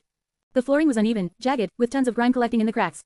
It looked sloppy. No, it was sloppy. If they did the flooring first, they would have a safe space to work the rest of the room. Are you sure? Midoriya snapped out of focus as someone moved next to him, following his gaze. Eiko stared at the wall in confusion, then exchanged a glance at him before exploding into her usual stammering. I mean, if you know what you're doing. Nah Eiko, what's up? Midoriya was taken aback mostly by Eiko finally taking the lead, a little eager to see what she had to say. Eiko didn't respond immediately, playing with her hair. Midoriya elbowed her gently for a little encouragement. Come on, Eiko, I'm not perfect. What are you thinking? Isn't it gonna be more expensive if we do the floors first? Eiko noticed the same problem he did. If they did the floor first, fixing the walls later might have paint and plaster dripping down that they'd need to clean up, that the repainting and replastering might mean that they'd have to replace more of the tiles. Yeah, but it's in the budget, Midoriya said with a smile, glad to dismiss her concerns. We've got to buy more tiles anyway, so it's not that big a deal. But couldn't we cover the floor with bags to keep it safe, then do the wall stuff? Or, tear the floor up and leave it while we fix the walls? Eiko trailed off, poking her fingers together while nervously looking at the floor for a second, then a second growing into a moment as she waited for Midoriya's response. Then a minute as she slowly looked up, wondering what Midoriya's thoughts were, only to find him blue screening as he stared into the middle distance. Midoriya. Remove the flooring to make it safe to walk, covering the edge keeping the floor clear, clean up easy, and cost slow. Eiko, you're a genius. Midoriya rounded on his friend with a gleam in his eye, grabbing her by the arms in his excitement. I am. Yes. Or was he just a moron? Probably, or maybe even both. Midoriya pushed past his doubts as he gently shook Eiko, then dived for his notes to write that down. We can just get something to cover the floor, like garbage bags or paper. Both should be pretty easy to get. My dad has a lot of newspapers. He uses them for starting campfires, but I'm sure he wouldn't mind if we took some. While she had been shaken a bit by Midoriya's literal shaking, Eiko's confidence had gotten a little boost, pushing her forward just a step more. Perfect. Midoriya took her suggestion down, putting a little check next to floor covers in his notes to mark it off before it even began. Fans for the temperature, covers for the floor, plaster and paint for the walls. We could try fixing the lights. Good call. Midoriya shot her some finger guns, writing that down on the list and then thinking they might need a little more detail. Can you check what type of lights we need to buy? There should be a little sticker somewhere on them. Eiko nodded, rising from the table and walking under one of the lights, able to reach it easily from the floor without even a chair to stand on. Together, the two continued to poke out some of the details, even deciding to try searching the other rooms for some working lights among other things. Midoriya felt fulfilled as lunch wrapped up despite most of his food still in its box, waving Eiko goodbye until club hours. He wasn't in the empty room for long, staying around long enough to pack his things before hitting the streets headed to his favorite gym. If he ran quick, he could get in an hour of work before he needed to double back. Plus, the faster he ran, the less he'd be in this god-awful heat. Midoriya took the streets and alleys with more familiarity each time he hit them, learning more and more back roads with every pass. Midoriya took the main road for only a few minutes before ducking into an alley for a more exciting adventure in the shade to his final destination. He hadn't just been heading to the parkour gym to practice balancing on boxes. He spent a good amount of time on it, yeah, but if he spent all his time at the gym on only balancing like a bird on a wire, Midoriya had no doubts he'd already have mastered it. Instead, Midoriya spread his time out practicing stuff like this. Midoriya ran down the alley quickly, jumping over loose trash bags and grabbing a street sign on the other side to make a sudden turn, running down the sidewalk for only a few steps while checking the way before bolting across the road. It wasn't as cool as some of the stuff he did, but it was something. Little shortcuts through small places, shaving seconds off his time. Sure, not every route he took was the fastest. Midoriya ran across from a row of shops, catching his reflection smiling for a second before hitting the next alley to try a new route and almost running straight into a wooden fence, a dead end and a waste of time. But it didn't have to be the fastest, as long as he was still moving forward. Midoriya met the new challenge with a smile, picking up speed and running towards one of the buildings the fence was posted between. Midoriya jumping into the wall, pushing off it to gain height and onto a dumpster. He jumped off the dumpster back into the wall, then off the wall into the fence. Midoriya grabbed the fence as he passed over, vaulting his legs first over the other side, then let go to let himself fly for a second. A moment without gravity, a moment of Midoriya with his hair pushed back by the wind and his clothes flowing as he flew higher and higher. It felt amazing, and then came the rush of gravity and the thrill of the run. Midoriya's momentum peaked, pulling him back to the ground. Midoriya lined up his legs underneath him, laughing as he flew over more trash he could have tripped over and hit the ground feet first. His feet immediately gave out under him, pushed backward by his own pace. Midoriya leaned into it, tucking in his head and coming out of the jump in a tight roll to disperse the momentum across his body. And just like that, he was on the other side of the fence. Midoriya moved out of the roll into a run, then to a jog as he glanced back at his progress. He couldn't even see the alley he'd come from anymore, the wooden fence blocking his view, but it had to be at least 8 feet tall. An 8-foot-tall fence he cleared in just 2 jumps with no super suit, no quirk, just some smooth moves. Midoriya smirked at his own work, flicking his hair confidently out of his face and finally noticing the trash that had gotten stuck in his tangled locks. He pulled the back out, rubbing his head as he went to leave, but still took a moment to glance back at the things he cleared, the results of his work. It felt good. Even the slight sticky sensation on his head couldn't keep that down, that feeling swelling in his chest as he started back on his way. It didn't take long from hitting the streets to get to the parkour gym, even with a few wrong turns, and it took barely a minute from the front desk to the mats. Midoriya switched out of his school uniform in the school's bathroom before he even touched the streets. Running in his uniform's long pants would have been murder in this heat, plus, didn't matter what he was wearing for club activities, and it really did matter what he was wearing when he tried doing flips. It didn't take long to get back to his boxes, a few stretches to loosen up. A few that he should have done before running around outside, going off how his shoulder popped. Maybe his fence hopping wasn't as smooth as he thought it was. However he got there, Midoriya opened his workout with his usual battle against the boxes. Midoriya spent a second setting up a small set of boxes to jump between, then spent a half hour just experimenting with the floor. Jumping between the boxes, in a row or with stops, eventually trying to even turn on the boxes instead of going in a straight line.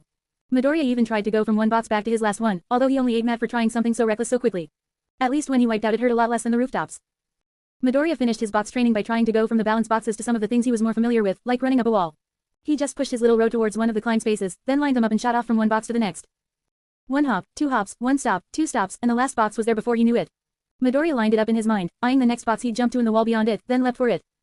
He pushed off his box, nearly toppling it as he left, and landed with 1 foot on the next box. Instantly it started tipping, but before it could topple, Midoriya passed his weight over the box and leapt off it too. He pushed off that one before it could fall over and jumped straight at the wall, limbs outstretched to greet it. His hands caught the top of the wall before he could faceplant into the mat, holding him to the wall while his legs pushed into the wall. Midoriya converted his forward momentum into upward motion, pulling himself up the wall in a few semi-smooth motions and standing atop the wall. Midoriya couldn't help to glance back at the course he set up, appreciating the line of boxes leading to his new vantage despite how knocked around they looked by his jumps. It might not have been very high, but it was still one hell of a view. Putting into practice all those jumps he'd been doing, Midoriya eyed the last box from atop the wall. He was only 6 feet up, a height he could scale and jump down even without help, but he could sense a challenge beyond that as he stared down at the last box. Although they toppled pretty easy, it wasn't that far from the lip of the wall, and it was a big target. How hard could landing on it be? If he missed or landed wrong, he could easily hurt his ankles. How'd he prevent that? Easy, he'd fall. But like most things he'd been doing, even if he fell. Midoriya took a step back, smiling with excitement before jumping off the lip, arms spread wide to catch the air as he flew again, falling with style. Well, his falling style only made him hurt his butt instead of his ankles, so the limp back to school wasn't filled with so much pain as shame. Good news, the walk did give him a chance to work out the new problems he'd made for himself, at least. Bad news, it was even hotter now than when he first went to the gym. You won some, you lost others, but through it all you found new ways to enjoy yourself. That's how it went, right? Whether running confidently or limp walking in shame, Midoriya made his way back to the school feeling as cooked as a hot dog. He caught Eiko by the club, got some water back in him, and made his way to the main building to find the teacher's lounge. Midoriya might have been the only student in Ishiyama's history to seek out the teacher's lounge for something other than a prank. It was his second time there, but after a few months and all signs absence, it still took him a while to get there. A small smoke cloud spilled out as Midoriya opened the door to the lounge, taking a step back to clear his lungs before glancing in. The teacher's lounge looked like a generic office space, with 2 rows of desks pushed together separated with dividers between them, and a pool of adults sitting around them talking. One day's homeroom teacher only showed up for roll call, so it was probably a safe bet that most of them stayed here all day. Midoriya entered the room alone, searching the small crowd of adults for the familiar face of his homeroom teacher. Eiko had offered to come, but she was as scared of the teachers as most of the class was scared of her, and he was going to do the talking either way. No, sensei. Catching Mr. Kemery on the far side of the room, Midoriya moved around the crowd of teachers doing his best to avoid all eye contact while beelining it for his homeroom teacher. Oh, Mr. Kemery sat next to an AC unit installed in the window, taking a drag when Midoriya called out to him. He glanced over, his eyes widening a second with recognition as he breathed out the smoke and took in his own surroundings, putting his cigarette in an ashtray as Midoriya finally made it through the mess of papers, chairs, and desks to him. Midoriya. Yup, only had a few questions for you sensei from the crafting club, Midoriya said quickly, unfazed that his teacher had trouble remembering his name. He was honestly impressed that his name was remembered at all, and while he was unsure if that was great it wasn't important right now. Should only take a minute. Mr. Kemery's head tilted to look past Midoriya to the other teachers, who were packing up their things even as Midoriya ran through the room. As the Ishiyama standard, the teachers didn't want to spend any extra time around the school and were ready to book it almost more than the students. Midoriya would be amazed if any of the teachers actually paid attention to the clubs they said they'd advise, going off of how reluctant Mr. Kemery seemed. Well, if it's only a minute. Mr. Kemery sunk into his chair a little further, reaching for a new cigarette instinctively before refocusing on Midoriya in front of him. Let's try to keep it quick, alright? Yup, Midoriya nodded, agreeing instantly and drawing a folded paper from his pocket. He didn't want to go into details, he was only doing this to make sure his ass was covered legally or that someone else would get in trouble with him. All the more reason to keep it snappy. The crafting club was having some problems without room, so we wanted to do some renovations. We don't need a budget, but we do need approval from our advisor. So here we are. Mr. Kemery plucked the paper from Midoriya's hand, giving the boy one last glance before unfolding and giving the page a quick scan. It was as realistic as Midoriya could find, since the real paper didn't exist, but it should hold some weight as a basic agreement between two parties if he signed it, if he just signed on the bottom. Mr. Kemery checked up with Midoriya, an eyebrow raised to show how unbothered by the whole thing he was. Midoriya nodded, then fumbled around his pockets before drawing a pen for his homeroom teacher. Kemery took it from Midoriya, flipping it dexterously around his fingers before clicking it open and giving the page a few taps. Right above the signature line. I just had a few quick questions, Midoriya. Mr. Kemery's eyes flitted across the paper a second time as he took in the text, the legal documentation Midoriya copied and adjusted to fit his needs.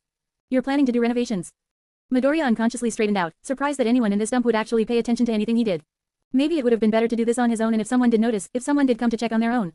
If they found his hiding spots as he was crafting them. No, it was best to weather the storm, so Revenant puffed out his chest and looked as friendly as he could. Yup, we've got some rough spots on the floor, so we decided to try fixing it ourselves. We're already doing the research for replacing the broken tiles. Ooh. Mr. Kemery's gaze stayed on the paper, tapping the line of text with Midoriya's pen. He didn't seem interested in Midoriya's words, but something on the page cleared snagged him. That it.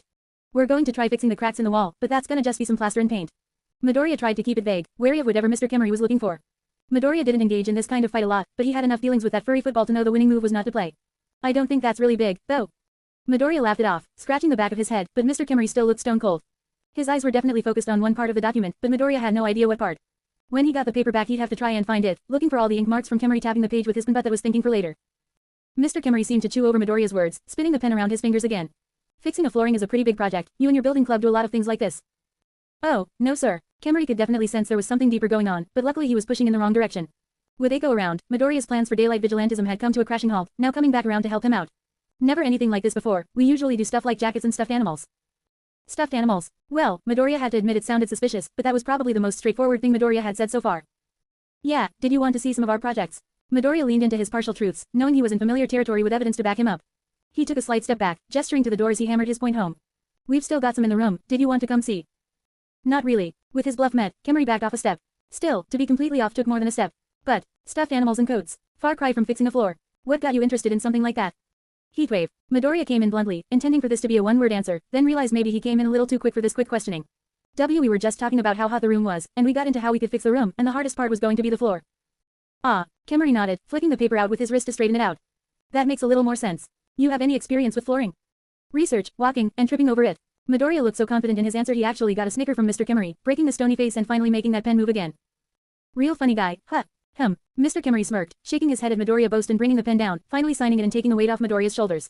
If you're worried about heat, you might want to try getting a window AC unit. It's not pretty, but it might be easier than some of the stuff you've got planned for that room.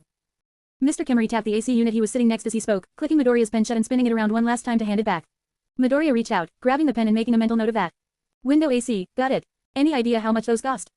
You can research fixing a floor, you can research buying an AC unit. Mr. Kemery didn't even pretend he knew, shrugging it off as he stood from his chair with Midoriya's paper still in hand. Research whatever you want, but this has taken too long already. I'll see you in class Monday. Yes no, sir, I've got family stuff next week. Midoriya gave a quick salute, unsure what the correct response was, Kemery hitting him back with a sharp nod as he took Midoriya's paper and tucked it into a folder at his desk. Midoriya stared at it, a mixing of confusion and longing coming together as he realized he wasn't going to be getting that paper back anytime soon. So, I'll see you next Monday. Glad we agree, now let's get moving. Bars aren't open forever. Most of the teachers had already left, a few standing by the door looking back at Kemery and Midoriya who stood alone on the far side of the room. Kemery pushed Midoriya towards the exit, the young student emerging from the office into a small crowd of adults. He immediately gave his bare minimum polite greeting and naturally moved away on instinct, only stopping to glance back once he regained his senses. Now that everyone was finally out of the room, the teacher's office was shut and locked up by one of the teachers. Midoriya didn't recognize the teacher, although it hardly mattered as the key disappeared into an unfamiliar pocket in a pond of unfamiliar people moving to a sea of unfamiliar places. Midoriya paused for a good few seconds with his mouth partially open, hands slightly raised, ready to ask a question he didn't even know to no one. Was his stupid little paper really important enough to try breaking into his teacher's office for, just to see what interested Mr. Kemery so much? Hours before he went to UA to close up details on helping exam F. It was a dummy paper with few details on it, and it didn't even mention the work he'd be doing on the shelves and ceiling to hide his equipment. There couldn't be anything important on it, it wasn't important. Was it? Midoriya had his doubts, staring at that door for a little too long. He could justify it. It'd be trivially easy to justify it. It was a locked door with something he wanted on the other side, an important file he wanted to investigate but didn't want anyone to know he was investigating. Midoriya watched the teachers move down the hall, going around the corner and slowly moving out of earshot before he moved towards the door. The lock looked pretty basic, like the kind on a padlock for his front door. He tapped the door, noting how surprisingly solid it felt. Getting in wouldn't be a walk in the park. There might have been a better entry point, like the windows. Revenant could already see himself trying each of the windows. After such a hot day they might have left one open for a breeze. No, they had AC in that room. Besides, this wasn't the time. Midoriya pushed himself away from the door, looking around the hall at how open he was. This wasn't some warehouse in the dead of night, this was a rough school 20 minutes after last bell. There he was, standing in the middle of the hall in plain sight, sticking out like a sore thumb. He didn't know how to pick locks, and he wasn't going to just staring at this lock. Midoriya shook his head to clear it up, tearing himself away from his plans and vigilantism to focus in on the moment. He already had things going on, and right now he was supposed to see Eiko to tell her they got the okay for their work. Not getting sidetracked with every possible new idea he had for vigilantism. That was the very basics of staying focused. Shaking his head in disappointment at himself, Midoriya moved after the teachers to leave the main building and meet up with Eiko in the club room to share the good news. Maybe he'd make a note to himself.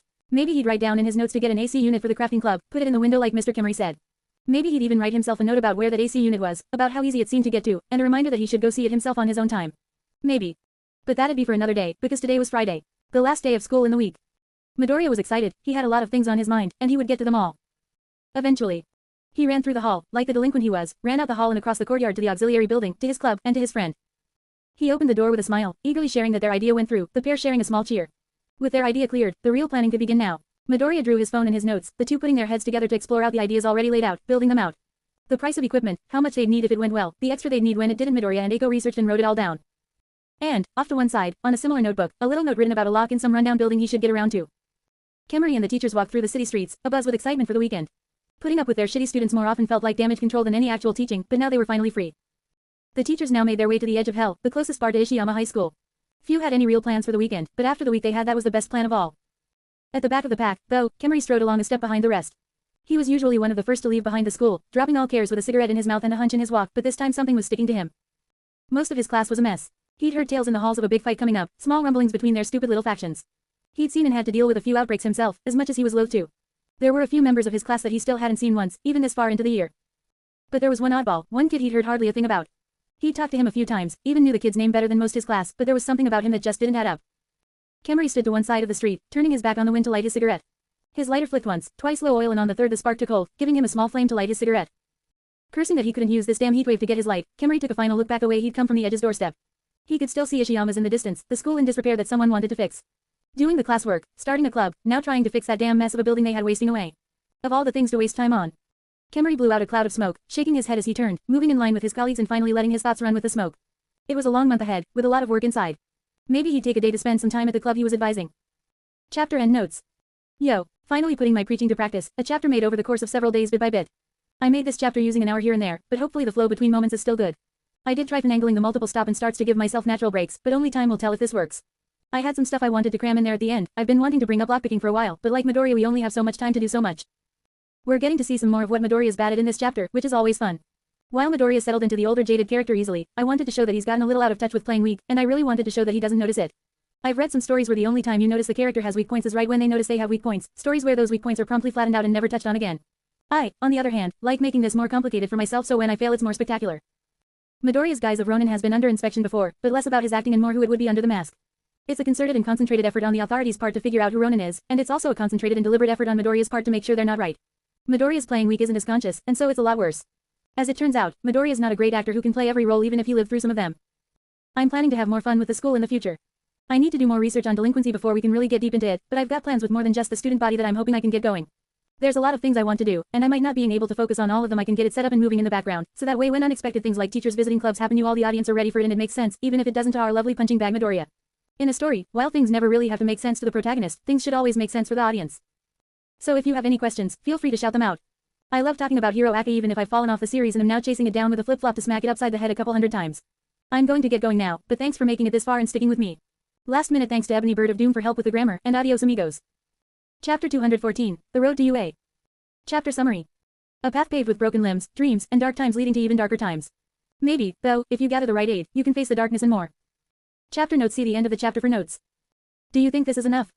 Midoriya and Eiko walked neck and neck from the auxiliary building, Midoriya doing one last check over the supply list on his phone. A long stack of materials they'd need to buy to repair their room, with the rough amounts already included. Included were pictures of the floor and wall so they could find the right paint and tiles, the kind matching the rest of the room. While Midoriya was all in for doing a good job, he didn't really want to try fixing all the floor for their room. Even if it's not enough, it'll be good enough. Midoriya tried thinking of anything else they'd need, and while he couldn't right now he had little doubt they'd think of something else over the weekend. I'll bring some extra cash just in case, so as long as it's nothing crazy we're good. Eiko nodded, adjusting her own bag as the two stepped into the sun. And if I think of anything else I'll text you. Perfect, Midoriya agreed, closing his phone and flashing her a brief smile. Sounds like this is gonna be pretty fun. Yeah, while Midoriya said it just because it felt like the right thing to say, Eiko's agreement had a genuine element his couldn't hope to match. While he couldn't see her face, he could still hear the smile in her words.